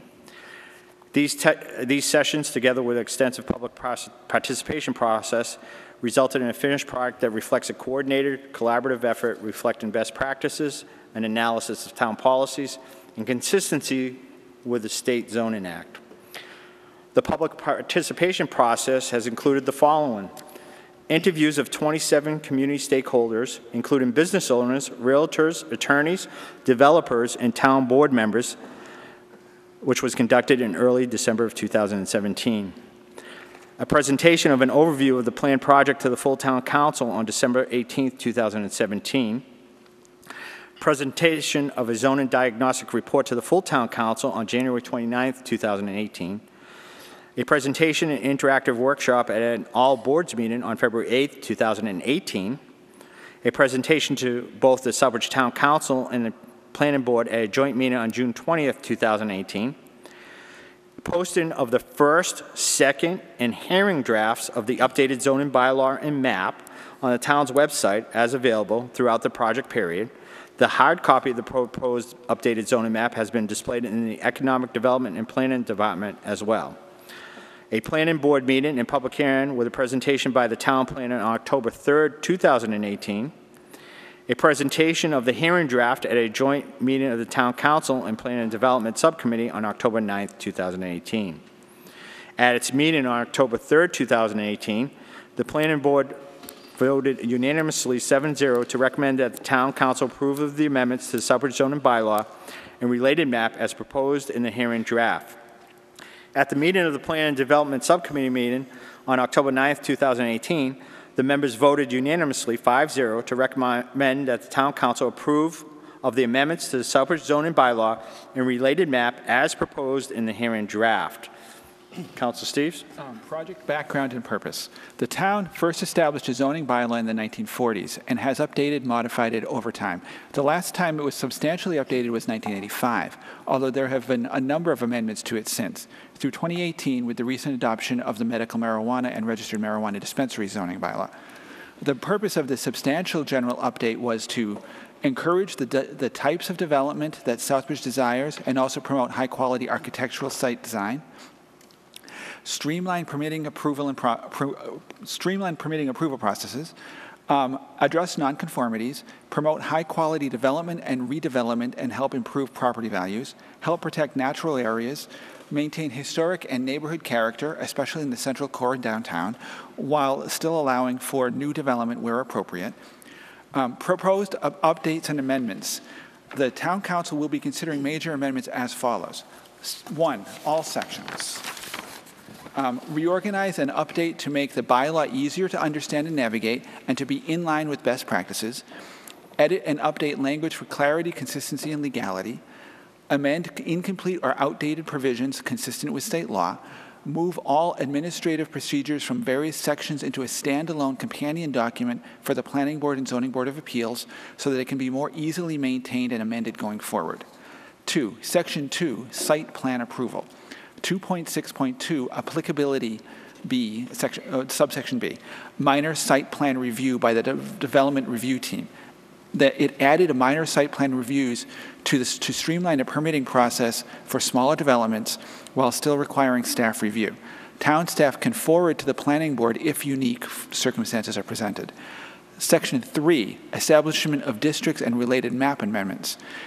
A, change zoning in specified split lots so that parcels fall within one zoning district, remove orphan lots.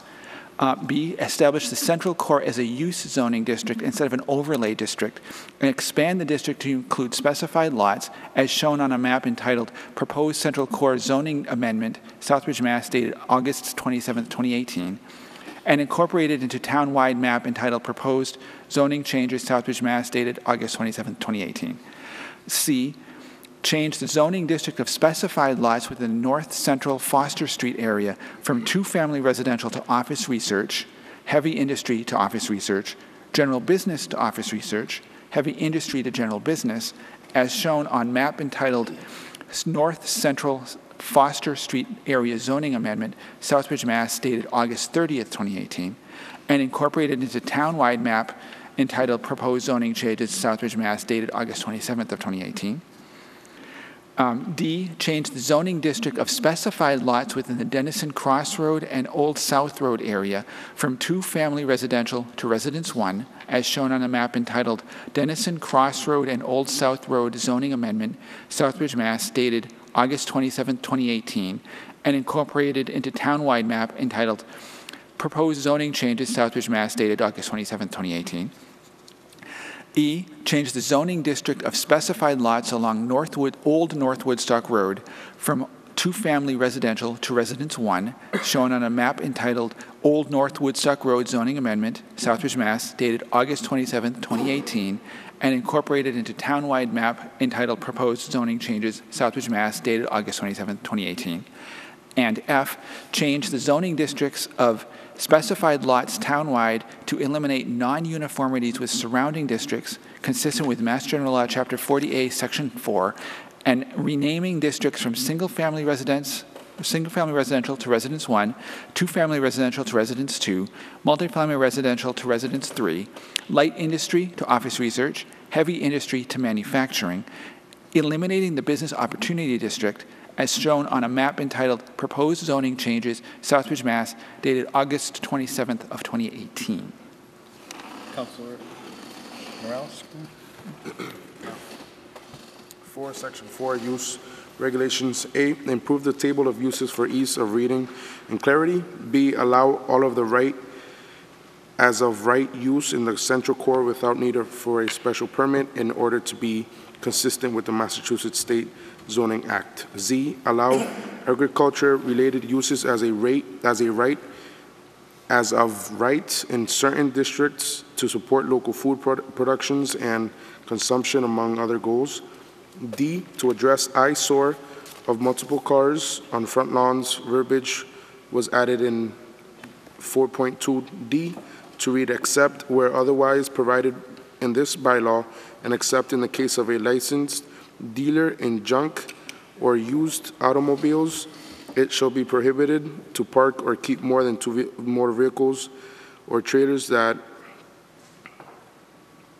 A, unregistered or without a valid inspection sticker. I think that should be R? Okay. That are unregistered or without a valid inspection sticker. Section 5, dimensional regulations. Update dimensional regulations to be tailored to the needs and characters of the district and goals of the town. This will encourage the redevelopment of small lots in the Central Core District and in other districts where previously undeveloped due to their size. The minimum lot size for all uses in every residential district is currently 22,500 square foot or more, 0.5 acres. The minimum lot size for a non-residential zoning with non-residential uses is 10,000 square foot currently. The proposed changes are as follow. Districts, single family, no change. Two family, 12,500 square foot. Multifamily, 15,000 square foot plus 2,500 square foot for each unit.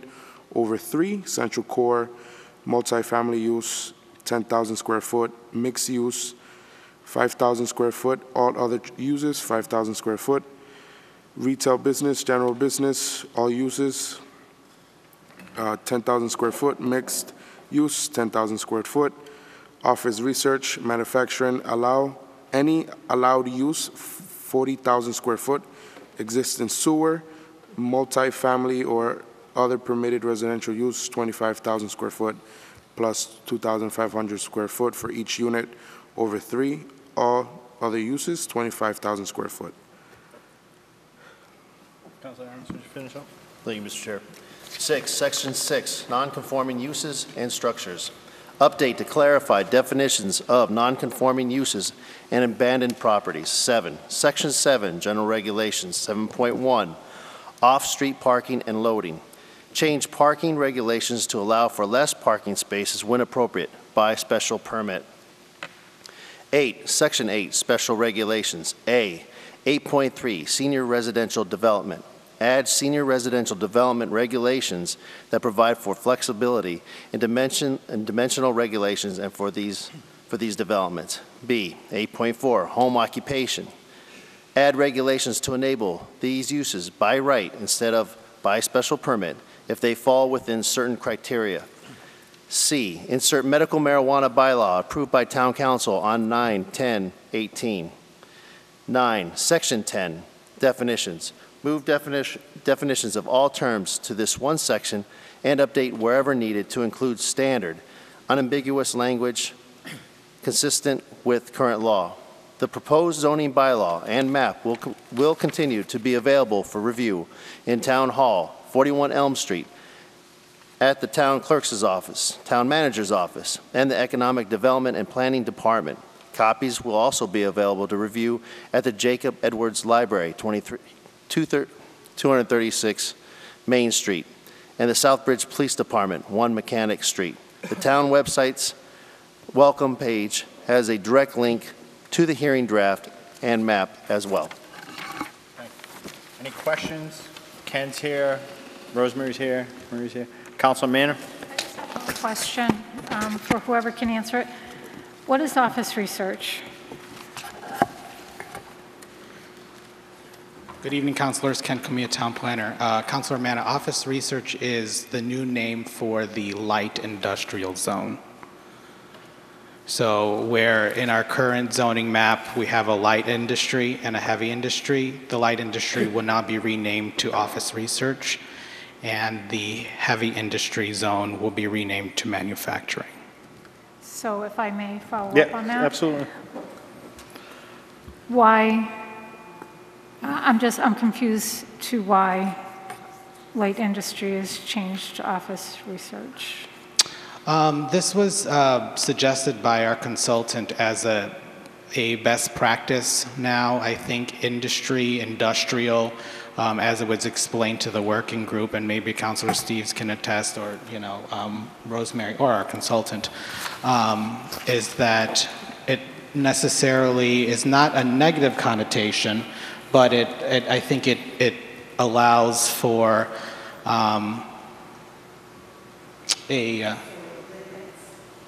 If you could go to the microphone, if you don't mind, because this is public comment as well, if you don't mind. Thank you.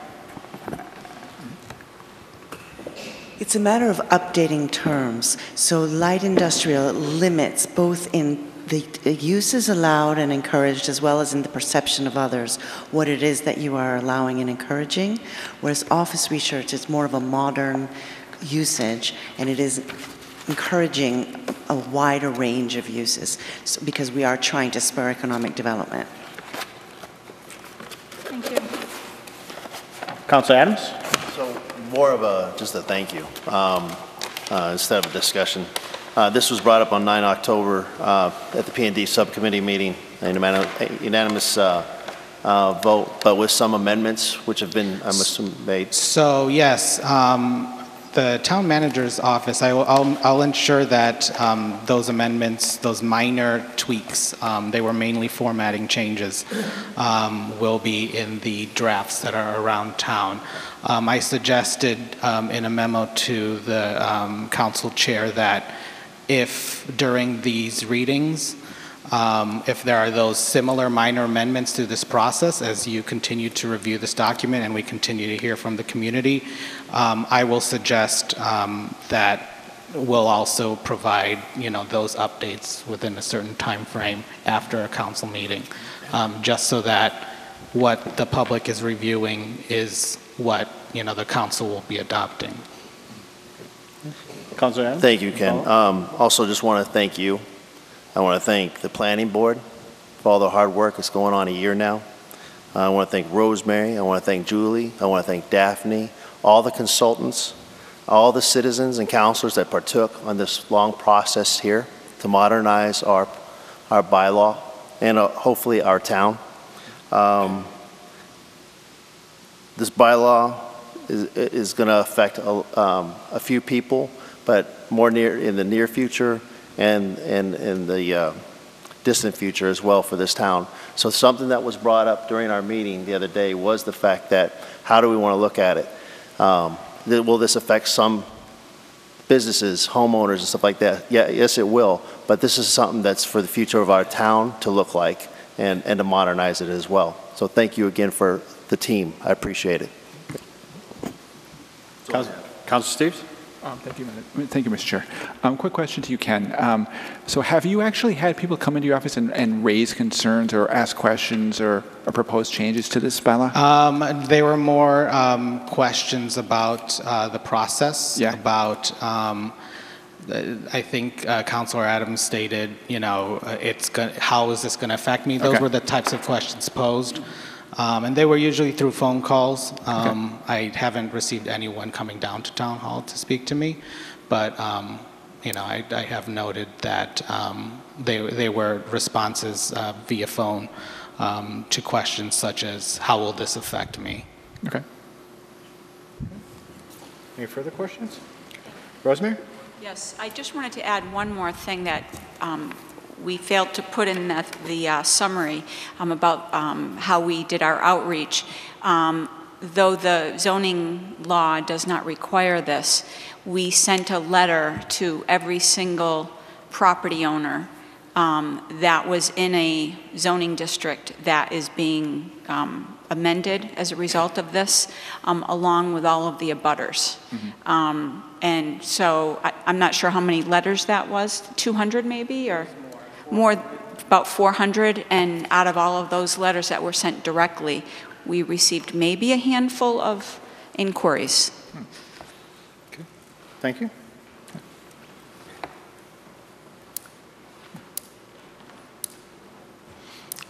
I live on Old North Woodstock Road, and first I heard about this change. I didn't get any letter, and I'm wondering. Excuse me, Mr. Chair. Yep. Can he state his name? Could you just state your name again, Mr. My name Clerk? is John Pulaski, 87 Old North Woodstock Road. Thank you, sir. Why is our street the only one? I mean, I know I've mentioned that I want to convert the building I'm in to a duplex. And this kind of reminds me of when I wanted to put the coin store on Main Street and suddenly all the rules changed on how to run a coin store a few years ago. I mean, why that particular street when I've let it be known I'm trying to make a duplex out of the property? I'm starting to take it personally. I can assure you, Mr. Pulaski, that you are not I can explain. Well, there aren't a lot of pointed out houses that on there. specifically It's at just- you. I can assure you that. It's the okay? only street. Okay. Councilor Steves? Thank you, Mr. Chair. I can actually explain that. If you look at if you go onto the website and you look at the maps for the zoning changes, there's a specific section. It's labeled as Old Woodstock Road, but it's actually the wooded property behind Old Woodstock Road, going toward the old golf club.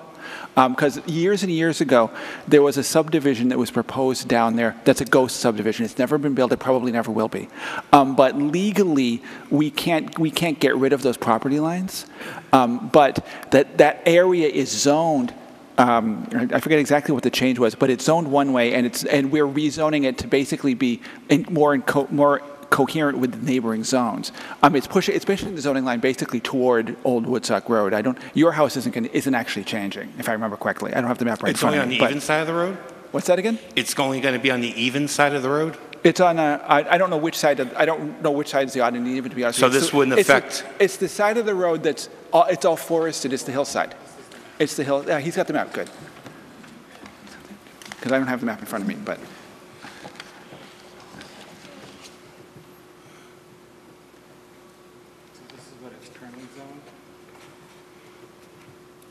Yeah, so you are changing both sides of the street. Okay, I just learned about it. I didn't get a letter. Okay. So okay. if I didn't get a letter, maybe the other people didn't get a letter either. So. Okay.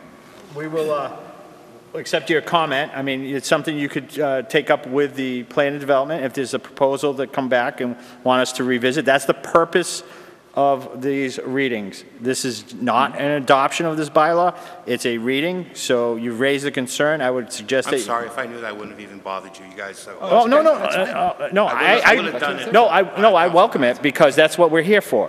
So there is a process. So we're following the process. So there's been a lot of comments through zoning. That's why a council or legislative body has a hearing to allow for public comment, to make sure that what we're passing has been vetted by any affected party.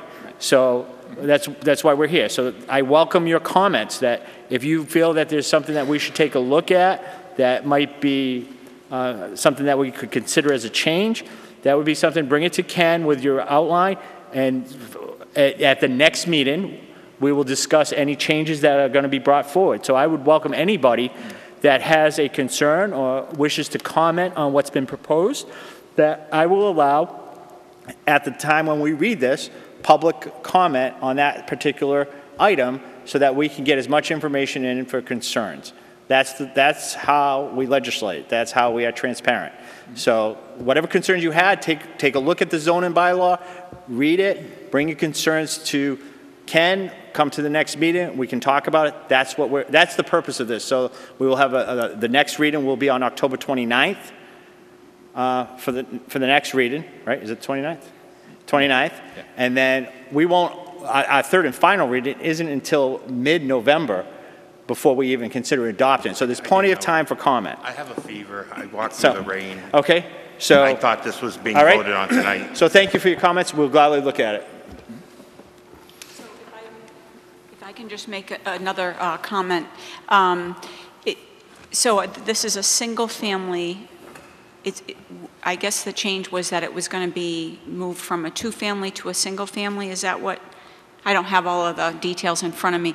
It doesn't mean that, I mean, it's if there's a table of uses, so it could possibly still be allowed in that district, maybe through a special permit. So it doesn't mean that, you know, that would never be able to happen. It just means that primarily that's the use it's being turned into.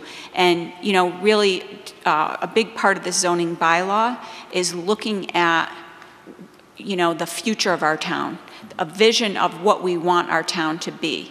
And one of the things that we discussed in the Planning and Development Subcommittee was that anyone that is in one of these properties can continue to use it in that way. Once a property becomes abandoned for, I believe it's 2 years, then they would lose that grandfathering. And the other thing that could happen, especially when you hear about these disasters all the time, if there is a hurricane or some type of natural event or a fire, the person that owned that property could rebuild and use it in the same way, as long as they do that within a year's time. So I just wanted to make sure I stated that. And it is the property owners that the letters went out to. I don't know if, it didn't necessarily go out to tenants, but I don't know if. All right, that's something we can take off. Yeah, okay. Offline. Right. Okay. Any further questions? Okay, so again, for the public, we will accept public comment on these proposals. And the next second reading will be on October 29th, 2018 for the second reading.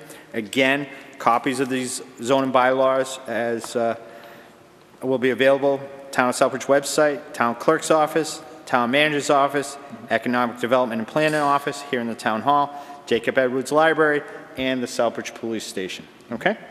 Thank you. Anything further? All the further? Okay. Thank you very much. We'll see you on the 29th. Councilors Forum. Council Manor. Thank you, Mr. Chair, through you. October is a big recognition month. I see we got Red Ribbon Week. We have breast cancer awareness, but there's also domestic violence awareness. That seems to kind of always fall off everyone's radar. We have a problem with domestic violence in Southbridge. We always have, so I'm just putting it out there. If you hear something, say something. See something, say something. And if you have a friend that's in a situation, let it be male or female, talk to them. Also, I would, just because we were talking about earlier the, what were we talking about earlier? The, Airport diner. Yeah, the airport diner, thank you. Yeah. And investing money. I mean, I think it's a good conversation to have when we start talking about budget and capital money and free cash and all this other stuff. Because if we're not investing in our community, then we're not going to get a good return on it, period. That's all there is to it. So I don't like the idea of turning every abandoned home into homeless shelters or safe havens for anyone. Or I believe in homeless shelters, but I don't think our town should take every property and start managing stuff like that. There were comments made up at the podium that alluded to that. So I would not support doing that. And then I just want to just touch upon, like, in the past, when our legislatures got money for the town, they were recognized sometimes in a way, they were invited, or something has happened. So I just want to try and keep that practice up. I know that we have their aides coming to the subcommittee meetings and whatnot, and giving us information and telling us what next needs to be done. But I think that when any legislative body does the work, representative does the work and gets the town money, let them be a Republican, Democrat, Independent, they should get recognized for it, for the community. Heck, we even had a few months ago a candidate that was allowed to speak up here. So I'm just putting that out there. And we've never done that in the past. So that's all I wanted to say about that. And it is starting to get cold out. Fall's here. It's going to start snowing pretty soon. I'm sorry, I don't mean to say that, but it is. So I'm going to bring up the leaf pickup. What are the dates on the leaf pickup, the yard waste pickup? Yeah. To be honest with you, I don't know off the top of my head. There's two ways. I think it's on the town website and under the Department of Public. Andy will give the direct answer. Yeah, I think I asked this a few weeks ago, and I didn't see an email come through unless I missed it. Leaf pickup is scheduled to start next week. Next week. And Yes. how long is that going to last? I believe it goes to the end of November. I will confirm that. So next but- week to the end of November. Very good. Thank you very much. And I believe we're going to have trunk or treating. Was that mentioned earlier? I did not. Or trick or treating on October 31st? Are we going to have that? I mean, because our next town meeting isn't until October 29th, and I thought maybe that there'd be some kind of announcement for trick or treating. Yep, I don't have the dates, but certainly I'll make sure that we get that. I know several of my council friends, colleagues, have quite a social media presence, so perhaps we can advertise it that way. If we can get it on the website, we will do it. We'll make sure we get on cable access. Okay, 'cause in the past, it's been right on Halloween, but I mean, Yeah, it's I'm not sure. usually We had been the chief announced here up earlier. here. We should have asked him, but, So, okay. Well, I think they did. I know. I think it. Oh, I apologize. I don't. I'll try to find it because I know the Southbridge Police Department did post it, and I actually commented on what the date was. So let me see if I can find it real quick. If Counselor, are you all set? And No, I'll try to find just one more thing. Okay, go ahead. While I'm finding this, I don't want people to think I'm playing on my phone. Okay, go ahead. Officer Campbell and his recognition, thank you for doing that. Officer Campbell, he was a very big part of the community for the short time that he was here with us. And I remember doing Citizens Police Academy with Officer Campbell and doing a ride-along with him one night at the end of my Citizens Police Academy. And he did such a wonderful job, and his wife baked a beautiful cake for all the graduates in the class and everything.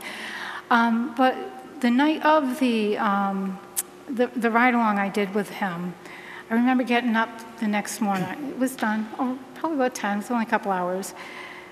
Got up the next morning to absolutely no water, seeing flashing lights outside my house and all this commotion. And there was a drug bus gone haywire. Somehow the guy, he just like sped through town. He ran through a fire hydrant. He broke a water main, and we had lost like 2.5 million gallons of water. And I remember going to the end of my street and seeing Officer Campbell out there. Now I knew he worked second shift, and this was like at 5 o'clock in the morning.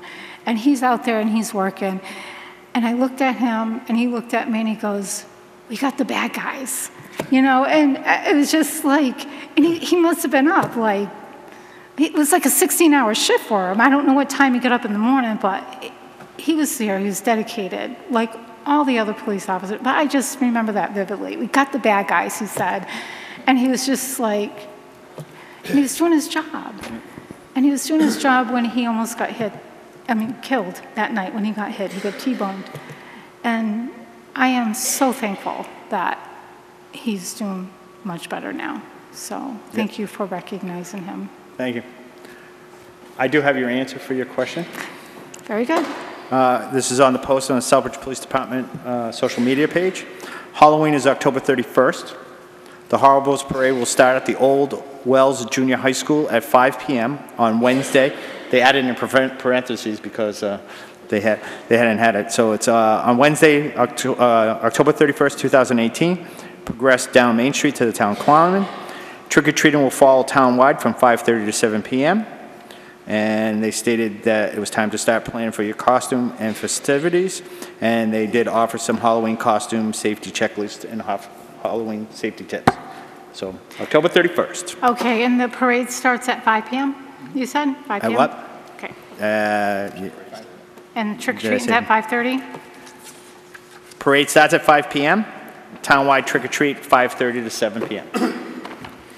Thank you. Okay. All right. Councilor Nash. Thank you, Mr. Chairman, through you. First of all, thank you, Councilor Jovan, for rescheduling the Council of the Whole meeting. I know it's a very important matter that I've pushed very hard about goals and objectives in particular. You've been very open to that.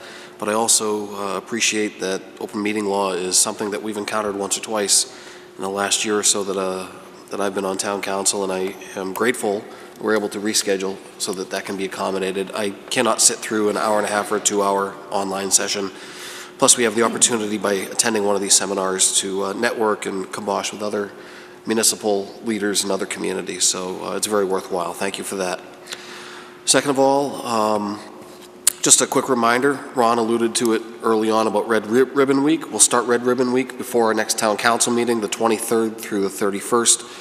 I, for one, not necessarily as a councilor, will be asking local businesses when I'm walking around to put up posters. I hope everyone will participate. Wear a red ribbon, help us advertise and spread awareness. And also very grateful to that advisory committee that is arranging for presentations within the middle and high schools. Just a quick note, we're taking steps. Also, I just want to, in the interest of transparency, notify anyone that was in the audience or if it was televised that I did get up and I took some pictures of Officer Campbell along with the police chief, Deputy Chief Dinghy, and Councilor Jovan. Since there were no pictures being taken of a rather special moment, I thought, no media here to do it. Those are not for my use. Those were sent off to the police department, and they'll be shared with the town manager and Councilor Jovan as well. I appreciate the commitment, the work from Officer Campbell, and unfortunately the sacrifice he had made. But I think that it was very appropriate to have a moment to dignify his effort and his contributions to the community. So thank you for doing that tonight. And aside from that, I'm going to keep it abbreviated for a change. Thank you. I wish everybody a wonderful evening. Thank you. Councilor DePietro? Nothing for you this evening, Mr. Chair. Thank you. Thank you. Councilor Morales? Thank you, Chairman, through you. Just to remind everyone once again, please register to vote on Wednesday.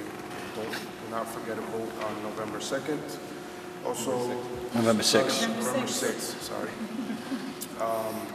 Also, Holiday Vision is starting their workshops on Tuesday from 6 to 8. So if you'd like to give a helping hand, I'm sure they will be appreciated. Thank you. Councilor Adams? Thank you, Mr. Chair, through you. Mr. Clemens brought up to me tonight before our appointment for redevelopment, part of the redevelopment team, that anybody can go on to govdeal.com if you're looking for any of those vehicles or any gear that's being sold by the local government. And he wanted me to pass that along to you guys. Also, I want to continue to thank all the department heads and all the people that work within the town and all the hard work that they have provided to us, and a lot of the work, including the bylaws that we've been passing here lately. So I want to thank them. I want to congratulate the Catholic Latino group who celebrated their 60th anniversary a couple weekends ago within our town, and I want to congratulate them. October 7th was National Firefighters Memorial Day. Flags were at half-staff that day. Just want to remind everybody about the work that they do and the sacrifices. I know a few of the councilors have continued to bring it up, and it should be something that's on our mind all the time within our town. I wanted to wish my brothers and sisters in the United States Navy or those veterans a happy belated birthday, which was on October 13th, just a few days ago. I put it on my social media webpage on that date, so I wish them a happy birthday. And yes, I was going to say about the Horribles Parade, good to go on that date. And while I was on Facebook looking up the Horrible Day Parade, I found that Southbridge Police Department will continue its participation in this National Prescription Drug Take-Back Day, being held on Saturday, October 27, 2018, from 10 a.m. to 2 p.m. at their department. Please come in and dispose of your medications properly. Thank you. That's all I have. Thank you. Councilor Daniel? Thank you, Mr. Chair. I'd like to congratulate and offer my sincere gratitude to Acting Fire Chief Normanton for the legwork that he did in digging up some extra funding to provide for these safety features that we authorized earlier in the evening. Firefighting and emergency rescue work is a dangerous job, and to take some time to find some ways to make it a little less so is truly important, and I'm grateful that he's able to do that. I also was asked to make myself a little more available in terms of phone calls at the last council meeting. So I went to a local store, and I have a dedicated line now just for town council work and questions that any citizens may have. So if you need to get a hold of me, I'd like you to get a hold of me. The dedicated phone number is 508-340-6273, and that's strictly for town council. I have personal lines. I want to keep them personal. But this number here, 508-340-6273, anything at all that's got to do with town council work, I'd be happy to take your phone calls. Thank you. That's all I have. Thank you. Before I go to Councilor Steves, I forgot to mention that I did attend a firefighter Paul Nault's walkout after 32 years plus in the Southbridge Fire Department. He has a few more weeks left to go, but it was a great moment to see him finish his career here in Southbridge, so I'm sure he'll have a retirement party pretty soon. But congratulations to him for 32 years of service to the town of Southbridge. Councilor Steves? Thank you, Mr. Chairman. I only have one quick thing, and that is, at the last meeting I had mentioned that I was in the process of organizing a ballot question forum, and it was originally going to be set up for this Thursday. It's actually been moved to next Thursday, October 25th.